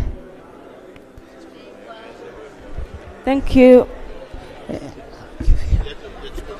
Thank you, Madam Speaker, for the opportunity. And I must say the people of Kalangala are proud that you have given me this opportunity. Thank you so much. And I also thank the Almighty God that... Honorable members, listen to Helen. I also thank the Almighty God that I am walking again on my 2 feet. Thank you. The sports fraternity, your star is back. Yeah. Madam Speaker, for the record, I want to inform this August House that the coffee in the 70s and 80s that used to come. Were you born? At least my grandparents told me so. Yes, my grandparents told me so. Madam Speaker, I was born in the 80s. And I also know exactly what I'm talking about. The coffee that was coming from the Sese Islands, you know, the aroma in the coffee from Uganda that goes out of the country, that aroma comes from the Sese Islands, just so you know. Yes. No, it comes from Bugisu. No. Madam Speaker, I have researched and my grandparents told me it is from Sese Islands. It is unfortunate the minister has left. Madam Speaker, the justification the minister gives, if he were to ask me out on a date, I would not go with him. Yes, because the justification is really He's your grandfather. Who cares?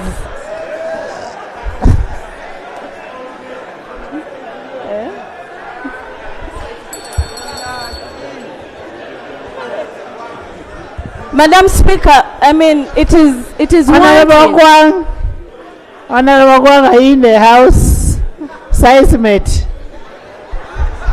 No, that one is young. Yes. Madam Speaker, my point is,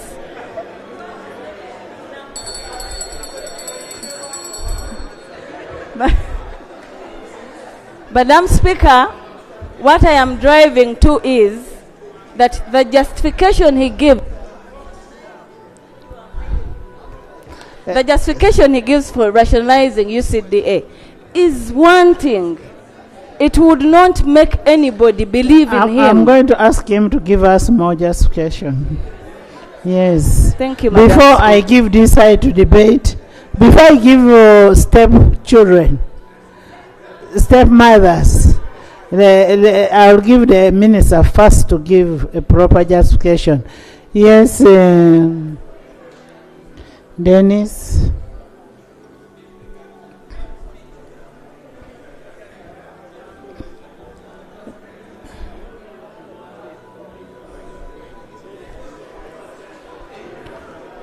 Honorable Mapendusi. Hello.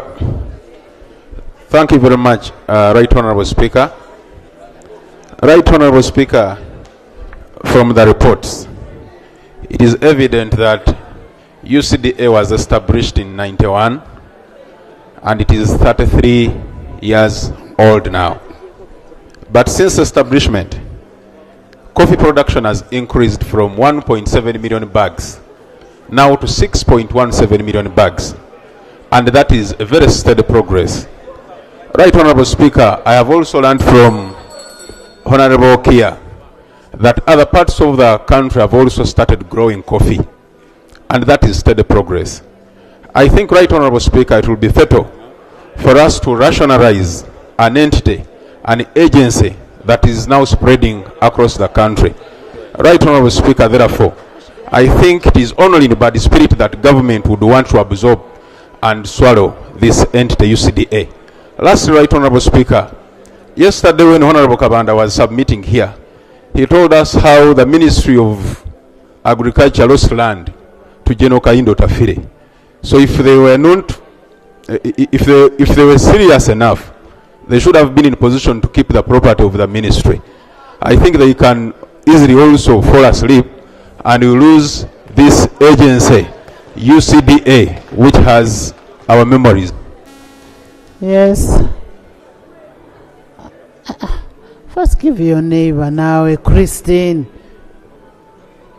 Thank Christine. you. Thank you. First Thank you. give him to speak. David. Thank you, Right Honorable Speaker. Right Honorable Speaker, I come from a coffee growing family. My dad was the chairman of the East Mount Growers Cooperative Union. That's why I gave you. Yes, those organizations that made people rich. In our area, I've ever read a government document where government say that it made errors in privatization, which is almost the same we are having now. The government testifying that out of the mistakes he has made, this government, it was privatization. Right, Honorable Speaker. Recently, I received people, the elders from my constituency, who are saying that there is a deliberate program of making this central region very poor. Right, Honorable Speaker. We had the lake. Our people can no longer go to the lake because of the issues there. People in Mubende cannot go to the gold mines because of the rich people owning them. What we are only remaining with is coffee, right, Honorable Speaker. Therefore, Christine Sebamala. Thank you. Asimbwa Sebamala. Thank you, Right Honorable Speaker. Right Honorable Speaker, I'm coming from Bukomansimbi, which is the most coffee growing district here in Uganda. And I'm so happy that I can now submit. Right Honorable Speaker, in Bukomansimbi district, when a child is beginning to speak, they start with a major cash crop in Uganda. And everyone here knows that if it wasn't coffee, we wouldn't be here today. Who? Right, Honorable Speaker. Not me. Let me. Not Actually, me. because being that coffee is the major cash crop, I'm standing here to dissolve the perception instead of dissolving the UCDA. Let us dissolve the perception of these NRM MPs who have been here mentioning, some NRM MPs who have been here mentioning that the MPs this side who are discussing about coffee is because of the voters' interest, that because the election time is about reach. Christine, for your information, we are bring your point. Okay, right, Honorable Speaker. The point I'm trying. Christine, let me guide you. Let me guide you. Let me guide you, Christine. Wait. Let me guide you. You're saying without coffee, we will not be here. Me, I'm not here because of coffee. Number one. Number two, don't start pinpointing. No NRM has talked. I have not balanced the house. I have not balanced the house. Right, Honorable Speaker, I apologize for that. But the Honorable Member who was here, you expand that from the other from. Okay. Right, Honorable Speaker. Withdraw. I withdraw from the majority, but there is a Honorable Member who came here and said, right, Honorable Speaker. And speak why you don't want rationalization. Okay. Let me withdraw. But I know when it comes that side, that's what they're going to say.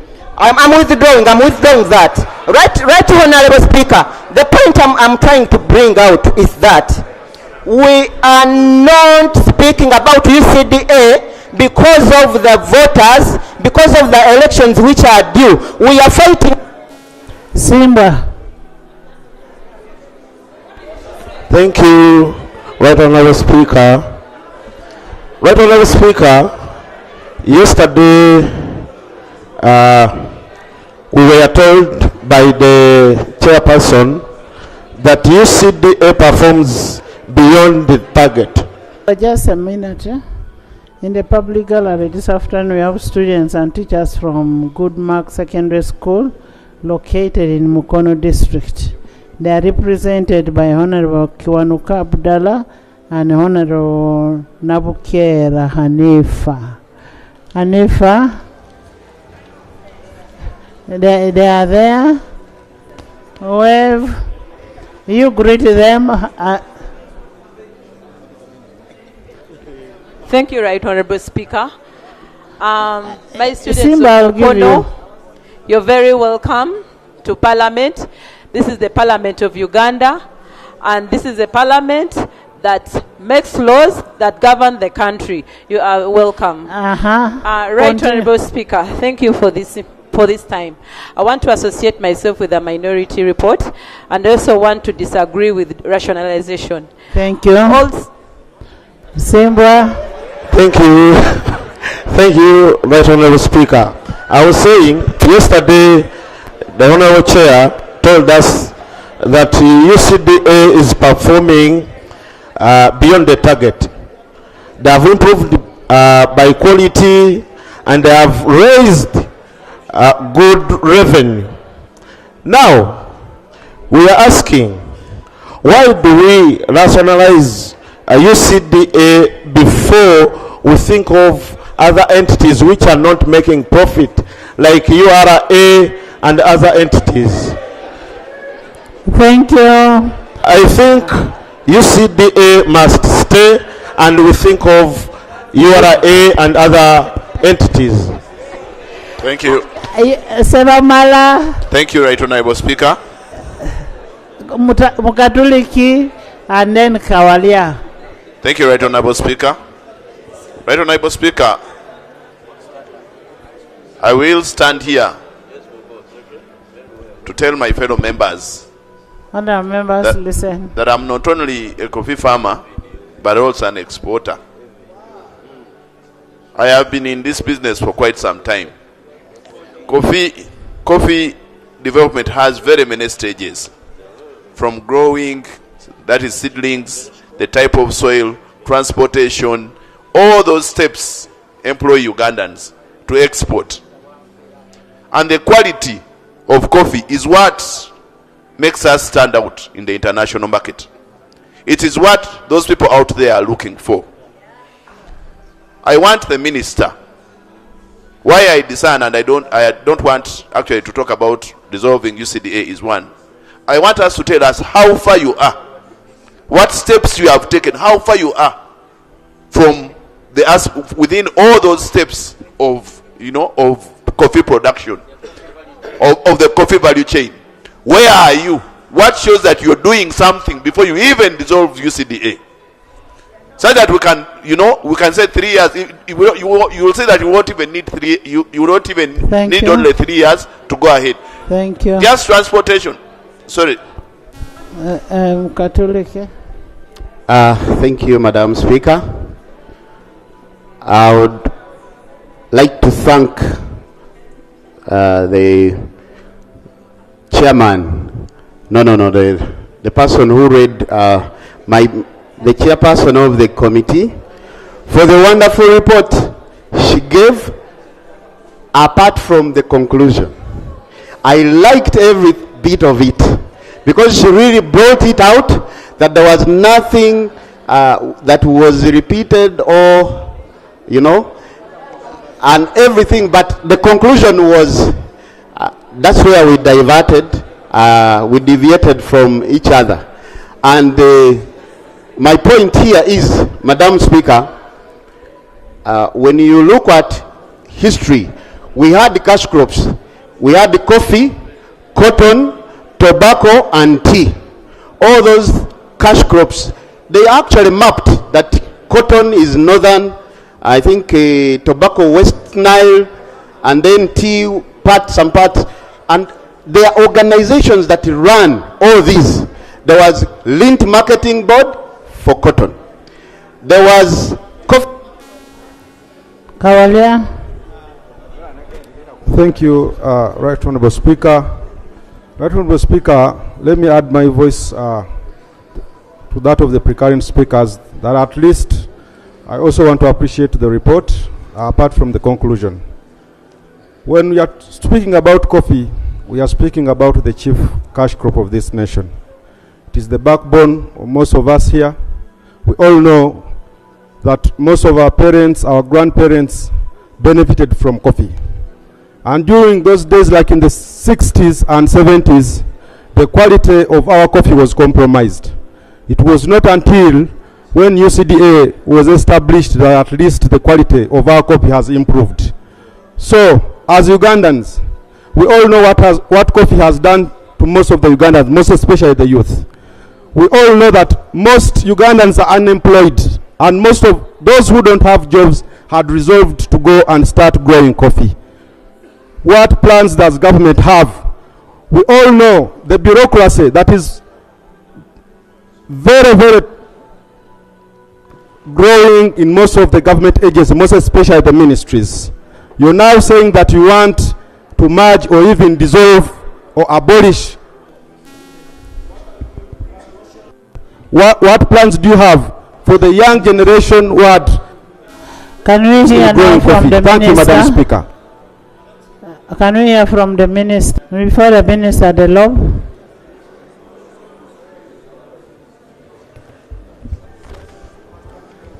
Thank you, Right Honourable Speaker. And Right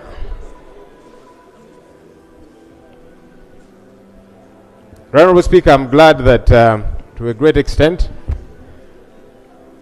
people that, colleagues that come from the coffee growing areas have been able to voice out the concerns of the stakeholders from the areas where they come.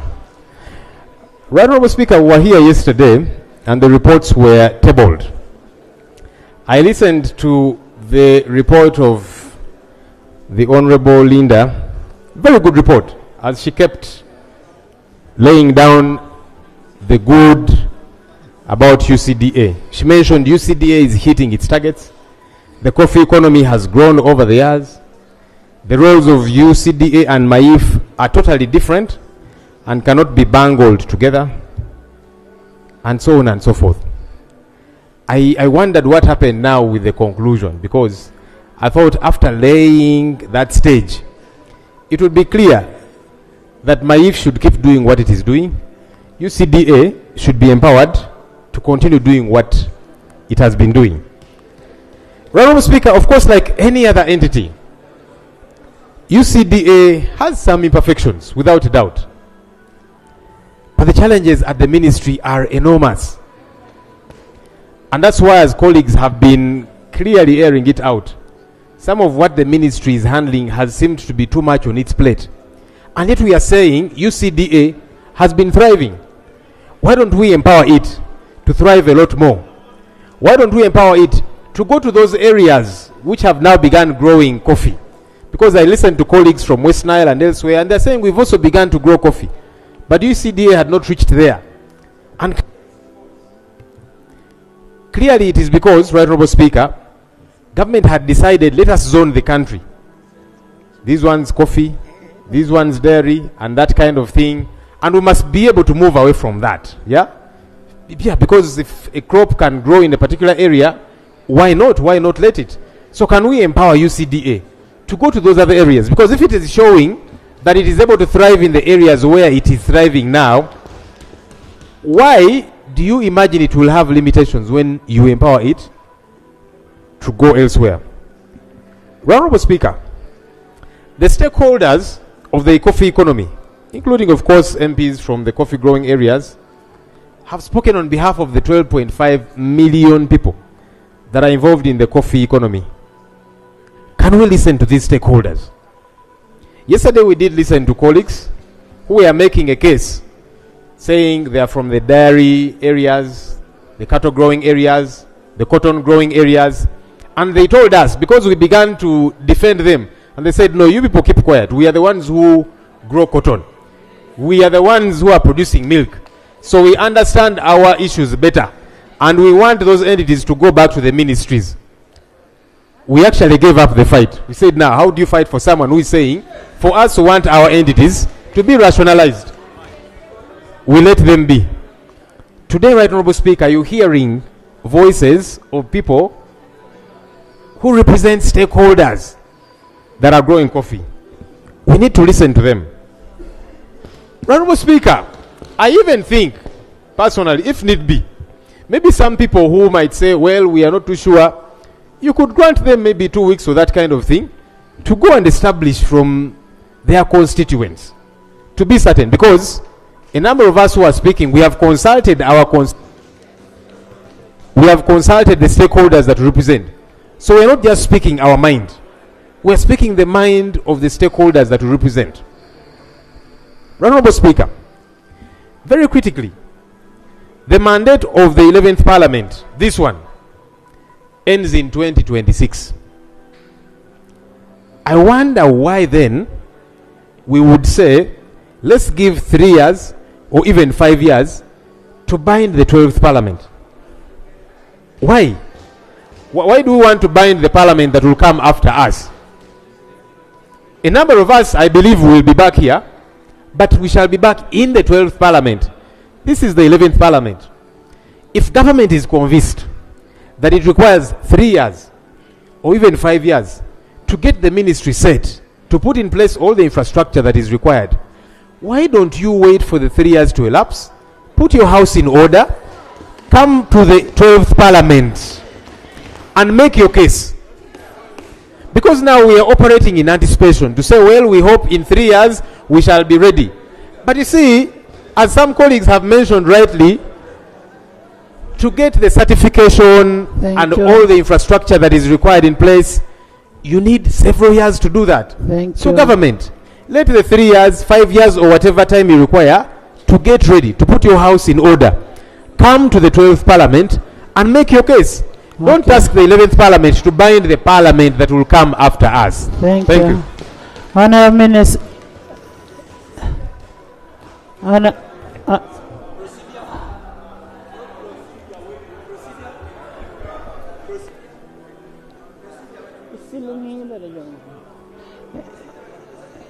Yes.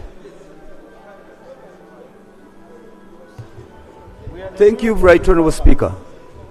Right Honourable Speaker, I've been in the House and I've noted and observed you've given opportunity to your left side to contribute on this very important national matter. And those of us this side I'm going to give you. Have been denied the opportunity to contribute on this very important matter, Mr. Speaker. I'm going to give you. So, I want a clarification. I want a clarification from the minister first on what they have asked. Then I will come on this side. Most obliged.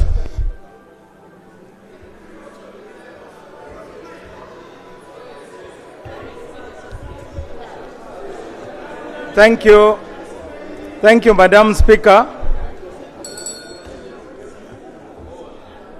The intensity of this debate shows the seriousness of the subject. We are in a country which is struggling for opportunity for people. Now, I have listened and I would like to make some comments. First, the political economy of the so-called allocation of specialized crops in various parts of Uganda. It has got a colonial history. First of all, the British told us a big lie that coffee does not grow in northern Uganda because they were white and better educated than one called Peter Abe and another one called Semei Nyanzi. They planted coffee in their compounds in defiance to challenge that lie. Why did the British do this? They subjected the people from the Upper Nile, which is northern Uganda, to the seasonal crops, which require a lot of hard labor. It is not as rewarding, and you are tied down to only your garden. You can't even operate a shop. Unlike the people in the south who had the perennial crops like tea and coffee, while the coffee is making money for you are able to do other things. And the purpose, the hidden purpose, was to force the people of the north to enroll in the army and choose salaries. over self-employment. I thought I should share that aspect of the political economy. So I think it is inappropriate to say we are not to blame that you never caught up with the coffee. It is important that we understand it as a matter of fact. Secondly, Madam Speaker, and finally, there is a false dichotomy here. We are not choosing between Ministry of Agriculture and UCDA. They are both part of Uganda. What we want to achieve is to share our real experiences vis-a-vis what the government policy is. When you are choosing between your experience and what you are being told, I'm sure you choose your experience. Madam Speaker, my wife is a coffee grower. And the coffee is now flowering. She's even picking. I have not seen UCDA on the farm. I have not seen Ministry of Agriculture either. That is my experience. Madam, don't shout, improve your argument. Honorable members, honorable members, honorable members. Wait. Honorable members. We are here sharing experiences. Honorable members. UCDA has not helped us. Honorable Ministry of members. Agriculture has not helped us. Honorable members. We are virtually on our own. So let's find a way together. Honorable Minister of Agriculture. Let us not start this false rope pulling. Honorable Minister of In the Agriculture. 3 years, UCDA will be packed at the Ministry of Agriculture. It is a packing lot while we find a way to serve those of us who are on our own. Thank you, Madam Speaker. Honorable Minister. Honorable members, kindly listen.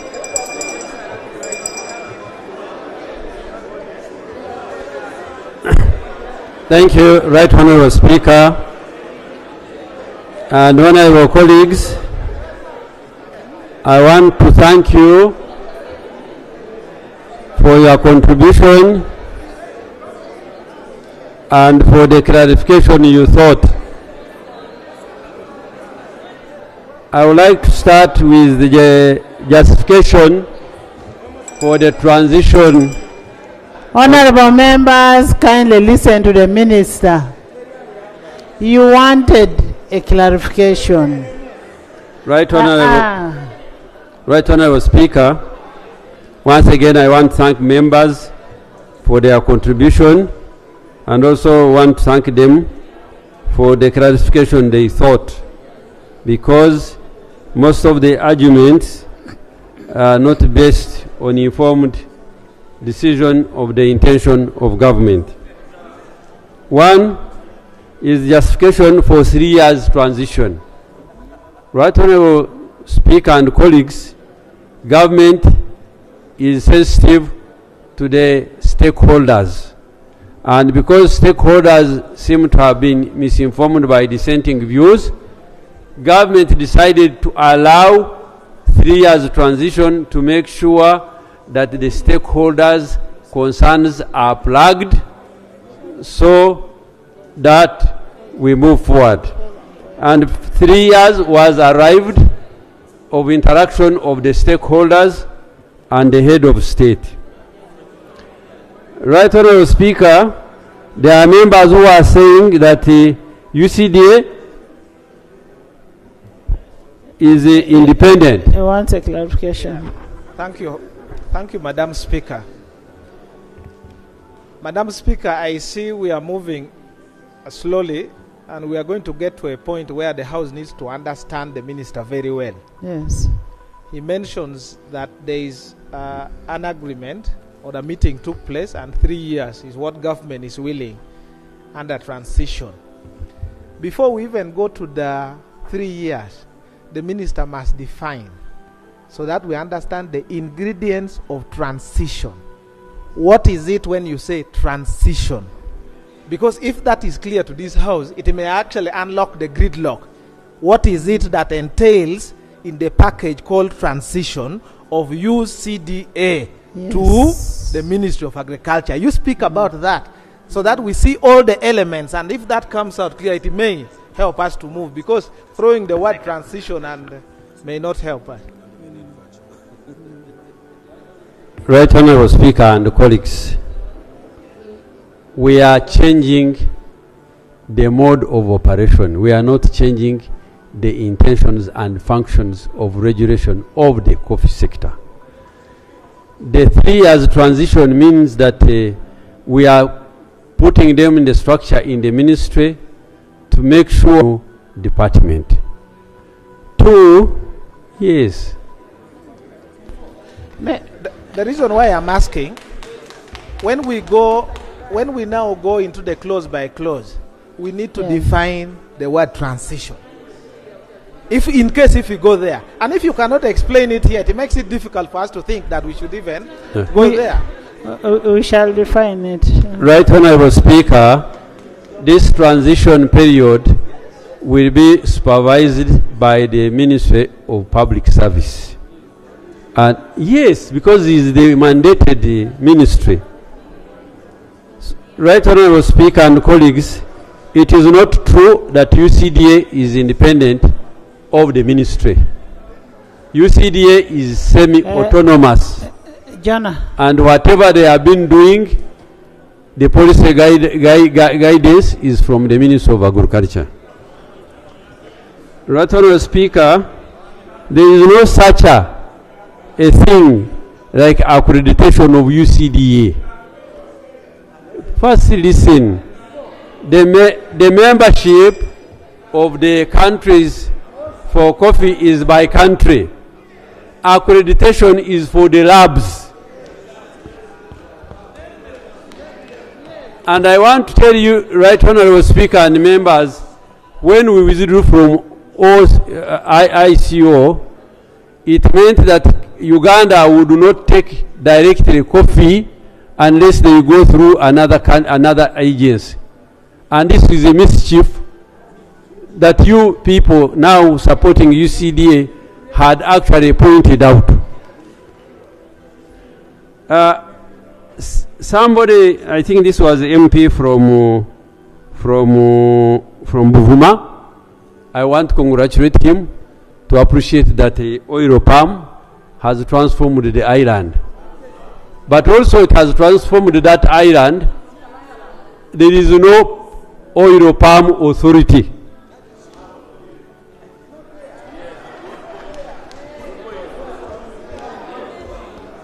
So, honorable colleagues,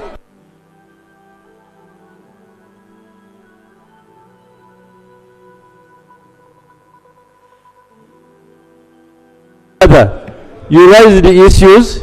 Let me respond to them one by one. The coffee requires a regulator from garden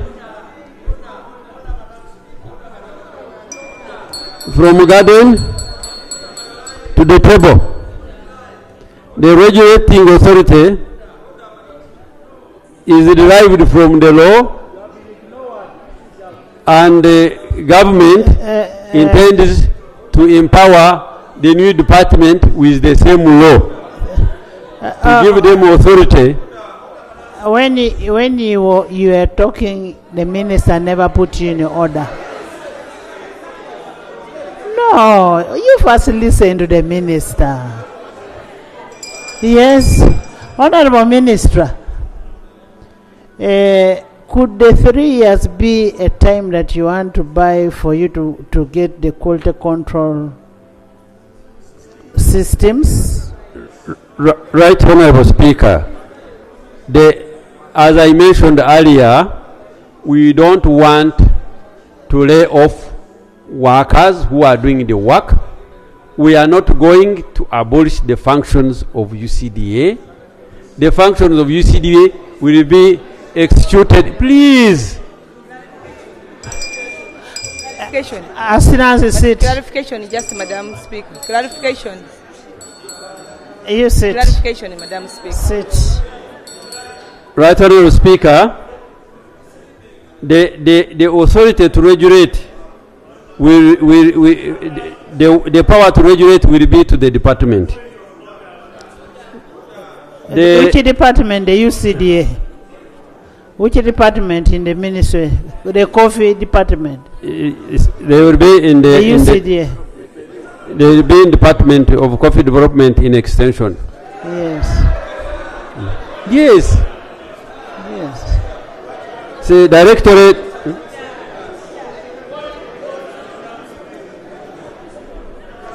Right Honourable Speaker,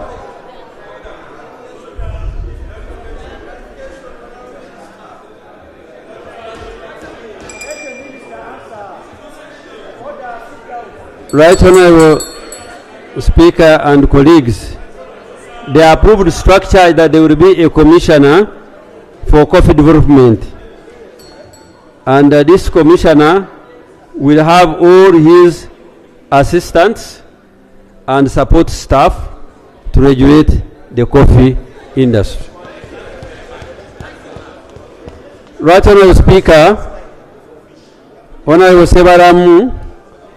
Sebamara inquired me to show the house how far we have gone with the regulation of the coffee industry in the value chain. Right now, we are using UCDA to do the job. From UCDA, we are going to use the same department to do the job. Whatever is said now, whatever they have achieved, the law of agency is that the actions of the agent binds on the principle. And to the supreme authority lies the blame or credit for the results.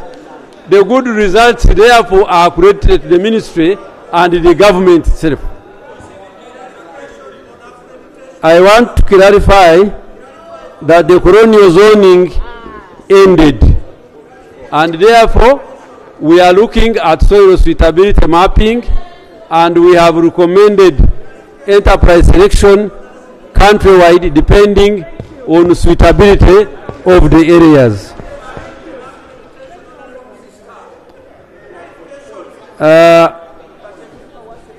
Lastly, Right Honourable Speaker,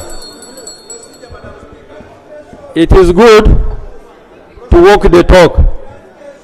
If you are a nationalist and you can allow the other authorities to be rationalized and you resist one. Thank you, Madam Speaker. Madam Speaker, thank you for giving me well. Thank you. Madam Speaker, the procedures in this house, which you were custodian of. James, I have not given you to speak. Sorry, Madam, you allowed me. No. You nodded. James, no. But would you? James. I know you're my friend, but no. I did not give you. Madam Speaker, how can a minister... James, I did not give you to speak.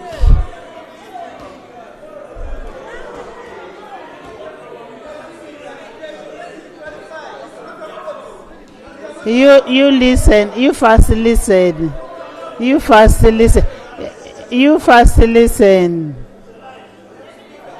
Honorable members,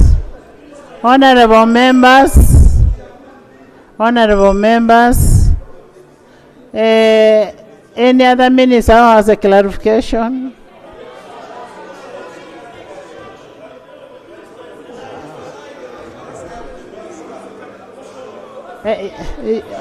Okay, honorable Goli, Export Promotion Board. Just a minute, Aisha. Thank you very much. A minute. Thank you very much. Ajat, wait. I think... Ajat, wait. When you are developing a product, for export. There are critical things which you look at. The supply-related issues and demand-related issues. The supply-related issues relate to how can you have quantity and quality in place. And for Uganda's case, what was done was to have narrow, do the research for quality and also for fighting diseases, coffee resistant resilience. So those become very key issues. You find out that narrow element of work was a little bit confused with what UCDA should do. The other issue is, I'm presenting, the other issue which you need to see is the demand side, which is how is the market related to the supply and response to it. However, I want to mention that the high price of coffee which we are seeing is just like we saw vanilla. You recall how vanilla did perform?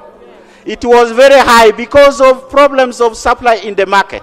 For coffee currently, it's because of the frost which happened in Brazil to enable the price go up. That is not UCDA, certainly. The issue I wanted also to mention is about, I saw the very important issues which were brought, things like staff, and the issue of staff where we need to maintain them, and 3 years was quoted. I want to mention 3 years, that staff have contract for 3 years. The other issue which was also mentioned is Ethiopia, Kenya. They had agencies. When they changed, they went back, isn't it? They have gone back now. And the 3-year issue comes in, which is in our law, transition. So when you have, they did not do a transition to make corrections. Uganda is having and embedding a transition process to correct those possible wrongs. And then also the 3 years. Yeah. Honorable Goli, could you explain a bit about the transition in this circumstance? My view is that in the transition, and this is what I wanted to mention, the most important thing of UCDA is regulation. So if you are going to do the regulation and have that international acceptability, you need to prepare. You need to prepare the laws which can make you enforce. You need to prepare the laboratory which can make you do the things which are required. So those are you need to allow for the staff we are complaining about. So the staff, they have their contracts for 3 years. So 3 years become a consistent position for transition. So there are so many other things which can be done in the transition, but it helps bring that. Thank you. Thank you.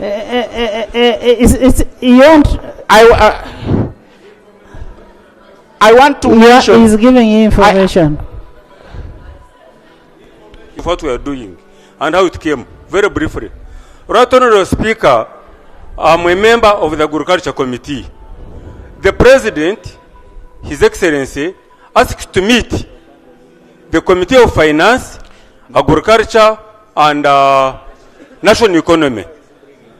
The position of government was, as the Minister says, to rationalize UCDA instantly, like with others. But because of the advocacy and the strong clarity that the President got, that the Ministry of Agriculture, from the committee's positions, that the Ministry of Agriculture is not at all ready, we agreed that we postpone the rationalization from the instant day to give time to Ministry of Agriculture to prepare itself. That is the transition we are talking about. And that is why now the committee says, Right Honourable Speaker. Yes. Right Honourable Speaker, let me give one comfort. Yes. Fish in Uganda was banned to be exported in European Union. And when fish was banned, they created a department in the Ministry of Agriculture. And that department is doing very well and maintaining international issues of fish. Order, Madam Speaker, order. Honorable members. It has happened. Chairman Sword. Thank you, Right Honorable Speaker, for giving me an opportunity to, with your permission, Right Honorable, you will give me an opportunity to use the microphone at the dispatch box because I have papers to lay. Okay, let James first talk as you come. Let me first look at the papers. Right Honorable I want to Speaker, see the papers first. I will speak first of all into it so that I lay later on. Okay, okay. Honorable members, we have talked, and indeed we have talked. We are all supporting the farmers. On the side of NRM and the opposition, we are all supporting the farmers. There is nobody who is against the coffee farmer. We are all supporting the coffee farmers. Honorable members, government refinancing of enterprises within our economy has been so much efficient that our locals have gotten money through refinancing. And one part of refinancing, of course, is the money of PDM, which comes from our own sources of revenue here in Uganda. Honorable members, in fact, there are many proxies around in the coffee sector. Many proxies. And these proxies are the ones who are dealing with coffee, but not our own Ugandans. I was in a meeting in Nairobi some time back where guys were discussing about coffee. And they took advantage of our weaknesses. And this weakness was as a result of an error that was committed in September 2023 by Uganda Coffee Development Authority. By them not accepting to sign an agreement of extension of the agreement of 2007 that would have been effective in February 2nd, 2022, it brought an error whereby Uganda does not export directly to importing countries, especially in Europe. We have to pass through other countries in order for our coffee to reach the other countries. Coffee. Honorable members, permit me, Right Honorable Speaker, allow me lay a document titled Membership of International Coffee Organization under the International Coffee Agreement 2007 as at February 2022. In this document, Right Honorable Speaker, there are here countries which have withdrawn from ICA 2007. Country number 1, Guatemala, Paraguay, Turkey, Uganda, United States of America. Goretti.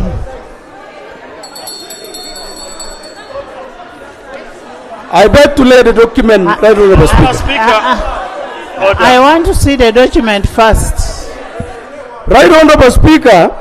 I want to see the document first. Right Honorable Speaker, I would like to lay on the table the decisions and resolutions adopted at the 133rd session of the International Coffee Council. Honorable members, the minister can clarify on that, but to the best of my knowledge, it is true we withdrew. We withdrew. That is a fact. Everybody knows. The minister can call. You continue. Honorable Speaker, on the question of accreditation and standardization, International Organization for Standardization, ISO, is non-governmental organization which takes charge of standardization and accreditation. In the statute of ISO, Article number 4 provides for national committees which are supposed to be housed in the agencies that are responsible with accreditation and standardization. For this case, Uganda has UNBS, which houses National Committee, which is in charge of standardization and accreditation. And we do not need to worry about this. The fact is that accreditation and standardization will be handled by UNBS as stated by ISO. Right Honorable Speaker, I beg our friends and colleagues here that we are one. We are all crying for the farmers.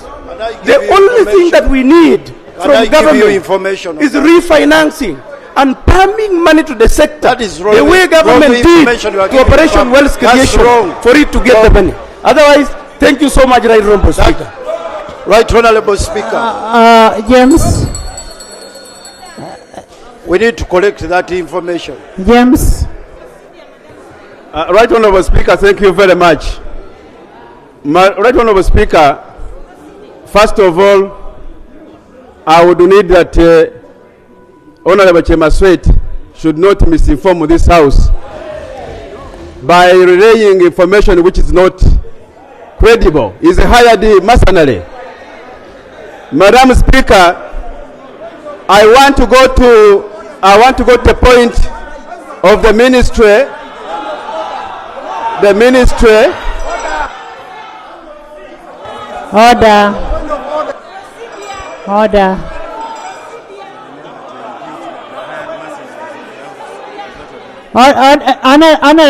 Honorable James. Honorable James. There is no hired machinery in this House. You cannot impute that there is a hired machinery in this House. Honorable, just a minute. Honorable members, Madam Speaker, we have 220 members in this House seated physically. I have not even told you the ones who are virtually. I have 220 physically here. Nobody is a machinery. No one is a machinery. That must be expunged from the honorable members. Please take your seats. Take your seats. Members, take your seats.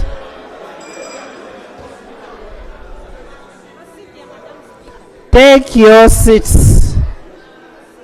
Honorable members who've been debating on this and have allowed 74 members, 74, to discuss this issue.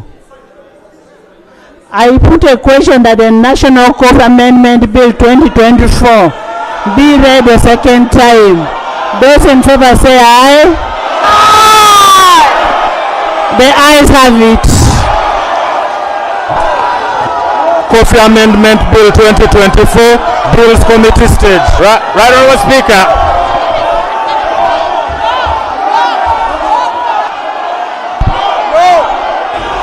Bills Committee stage.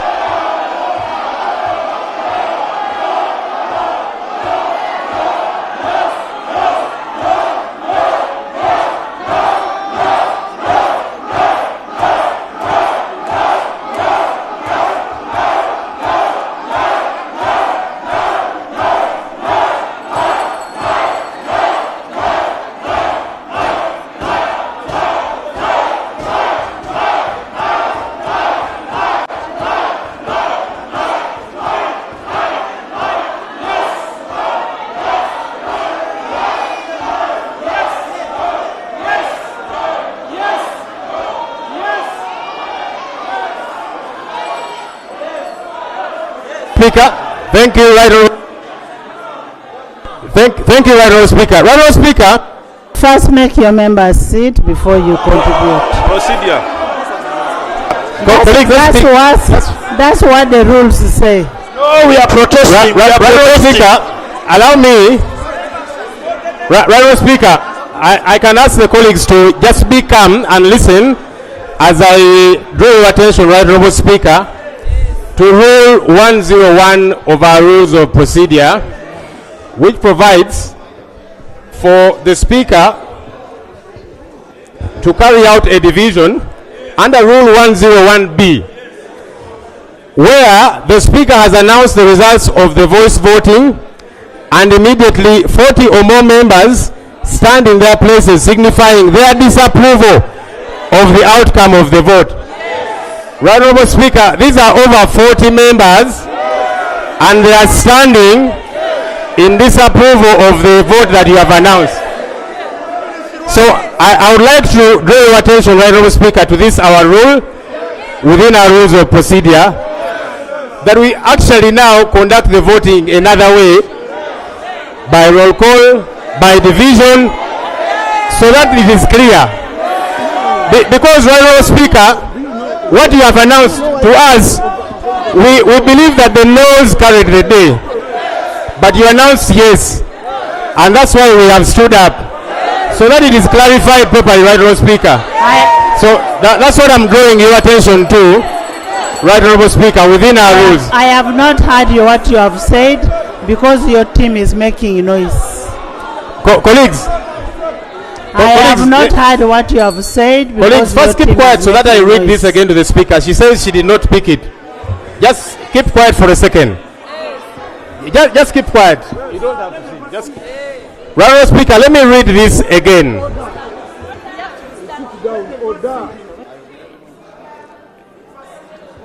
I'm waiting for the minister who is distracting our Speaker.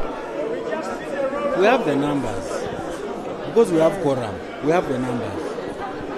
Right Honourable Speaker, let me now read it so that it is very clear. I was quoting Rule 101 of our Rules of Procedure, where we are in disagreement with the vote announcement that the Speaker has made. B, where the Speaker has announced the results of the voice voting and immediately 40 or more members stand in their places signifying their disapproval of the outcome of the voice. So, Right Honourable Speaker, again, these members are standing not because of indiscipline, they are standing in pursuit of our rules of procedure. And there are way more than 40, Right Honourable Speaker. And so, in standing, we are saying, let's carry out the vote another way. The Speaker hasn't ruled, Chairman. Let's hold on. I'm still engaging the Speaker. Let's vote, it's okay. You see, Right Honourable, as I was quoting this for you, ministers were distracting you. Right Honourable Speaker, now that I have your attention and no one is distracting you, let me read this for the third time. Because no one is distracting the Speaker. I would like her to hear this. Honourable Minister. Right Honourable Speaker, if someone is contesting that these are not 40, I can read their names one by one and you will discover that we are more than 40 who are standing. Right Honourable Speaker. Right Honourable Speaker. Let me read the names of all the members who are standing, just so that you're sure we are more than 40. Because I'm still engaging the Speaker. I'm with the Speaker.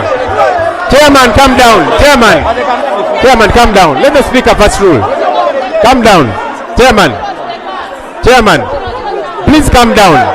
The Speaker hasn't ruled yet. Chairman, let the Speaker rule. You're not the Speaker. Just come down.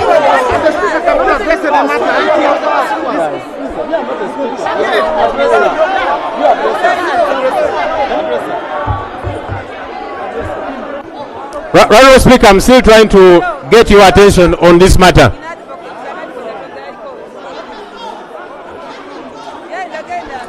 Okay, so the speaker has said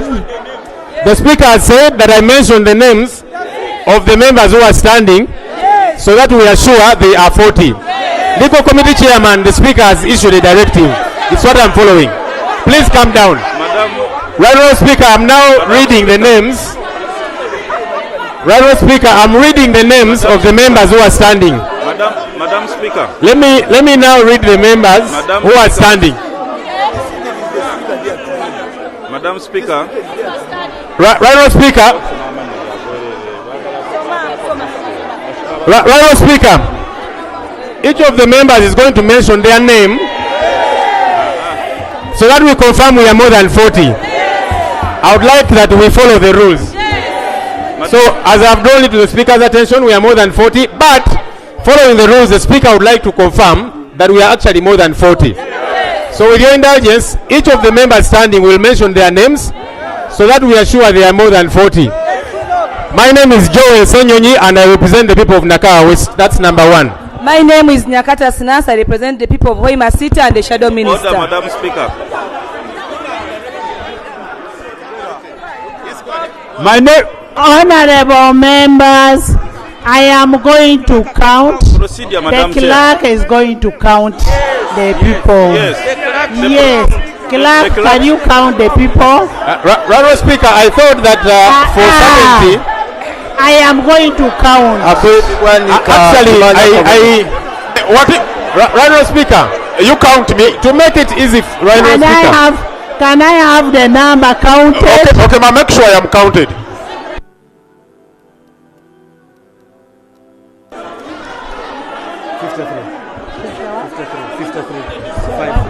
It's okay, they want division. So what division implies is that they'll sit down and say those who are for I move to one side of the house. There are how many? There are 53.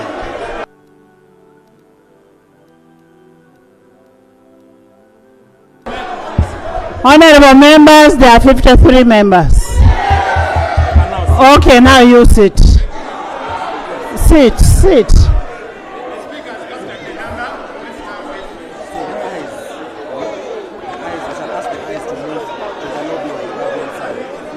All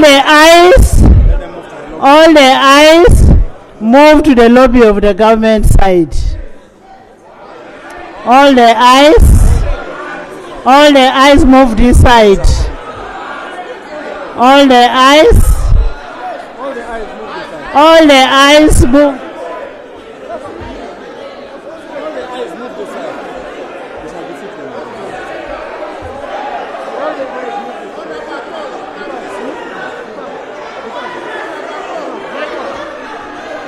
All the eyes move this side. All the eyes move this side. And let's have it count.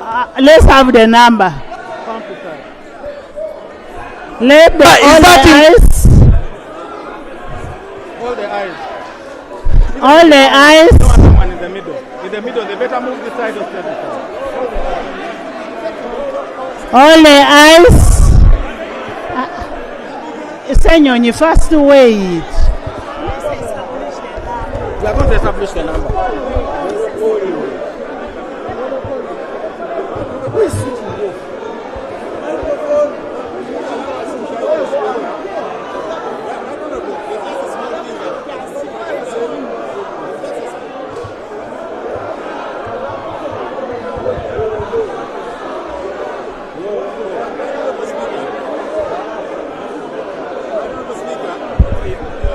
And the ex-officials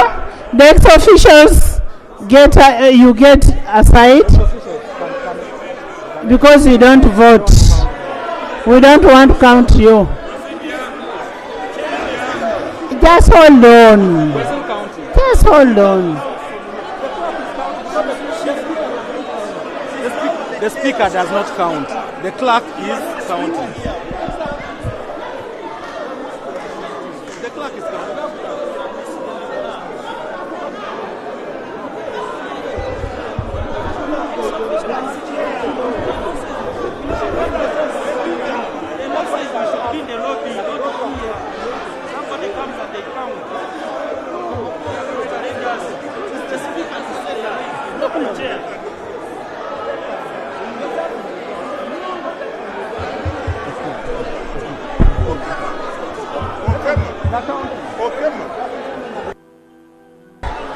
The counting is taking place.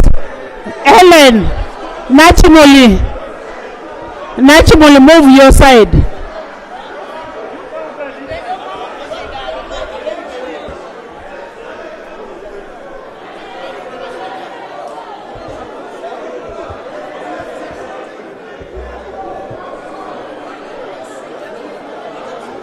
Honorable members, why don't you sit? We have ascertained the number. We've ascertained the number. Why don't you sit?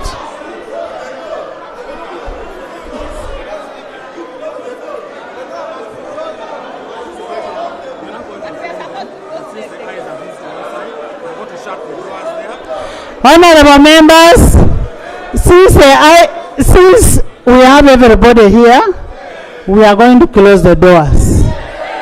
So you sit. You sit.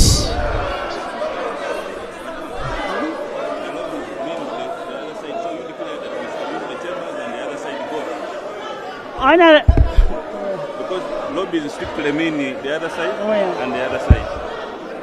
Because they say. So we declare that we use both the lobbies and the chamber itself. It's okay. We can use here. Accidents, you continue making a noise. Continue. Honorable members, clerk, I'm waiting. You will have them. You wait.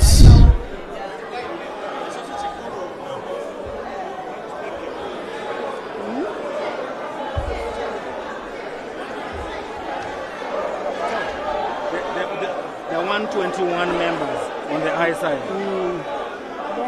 121.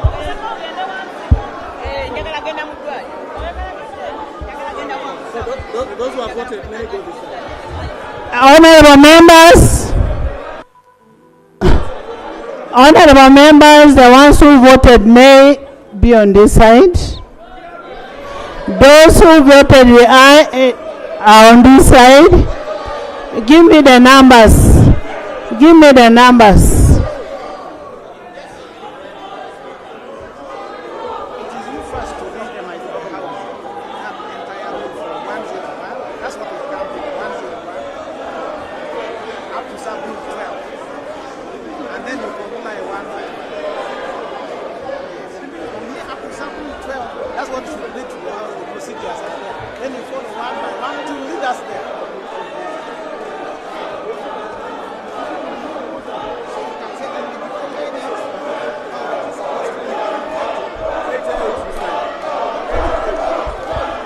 Honorable members, honorable members, honorable members, honorable members, Rule 101, Division 1. A division may be ordered by the Speaker or Chairperson where a technical failure, confusion, or an error has occurred in course of electronic voting, or electronic voting cannot proceed. B. The Speaker has announced results of the voice voting and immediately 40 or more members stand in their place, signifying their disapproval of the outcome of the vote.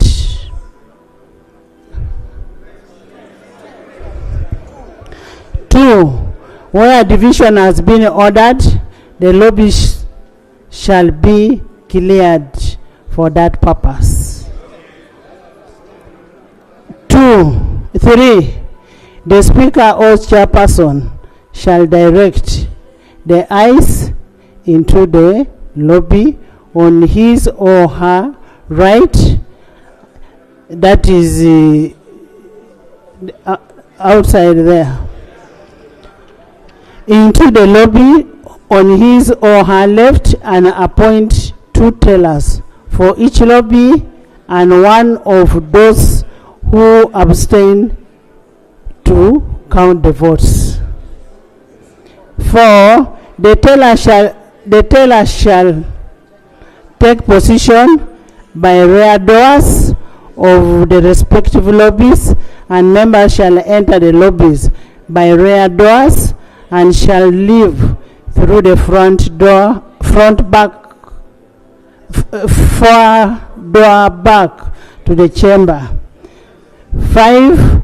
Members shall have their names recorded as they pass through the rear doors. Not read, recorded. Not read, recorded. 6.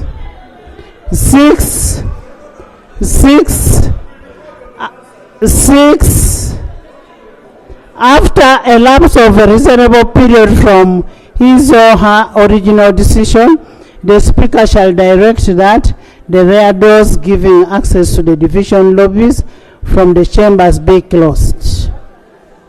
A member is obliged to vote, and a member who does not, a member is not obliged to vote, and a member who does not wish to vote shall not enter a division lobby while the division is in progress.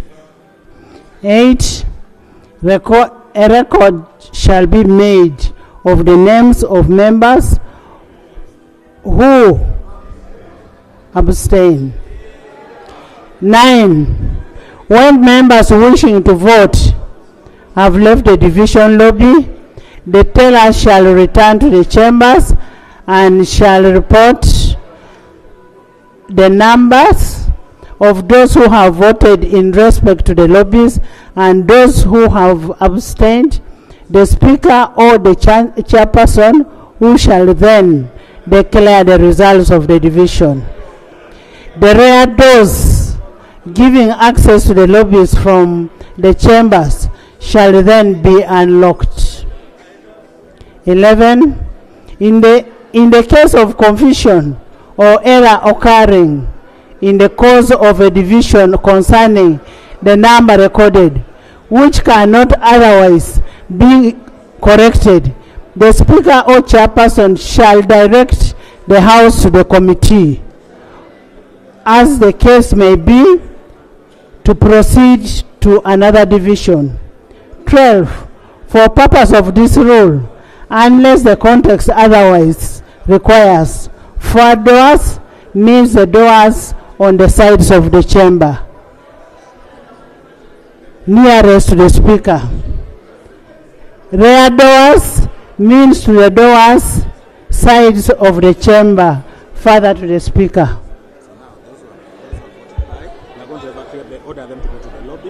Those who have, those for eyes, go to the lobby.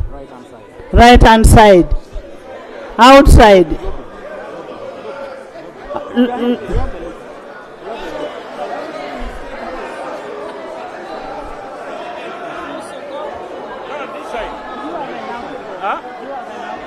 Yeah, we do. We have the number. We do. We shall test this thing. Because we already had this side about 80 people who stood, who have voted May. So, and this was about 130. Then better make sure that the doors back and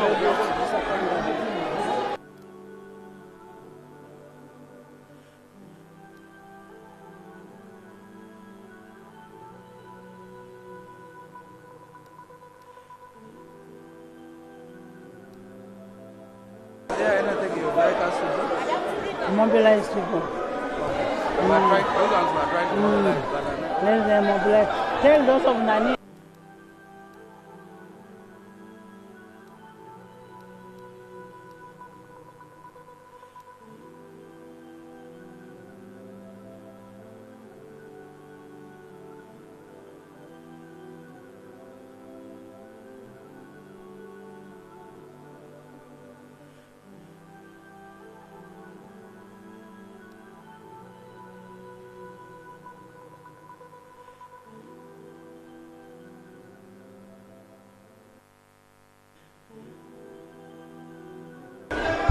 Go the other side.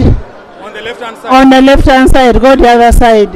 The nays go the other side. I am saying the nays go the other side. The other side. The nays go the other side. Tell them you want the chamber cleared. I want the chamber cleared. Honorable Mao, get out.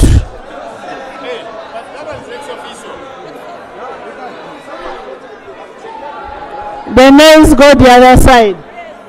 So you can inform them that they're going to be registered to register every member on either side. They are going to register every member on each side.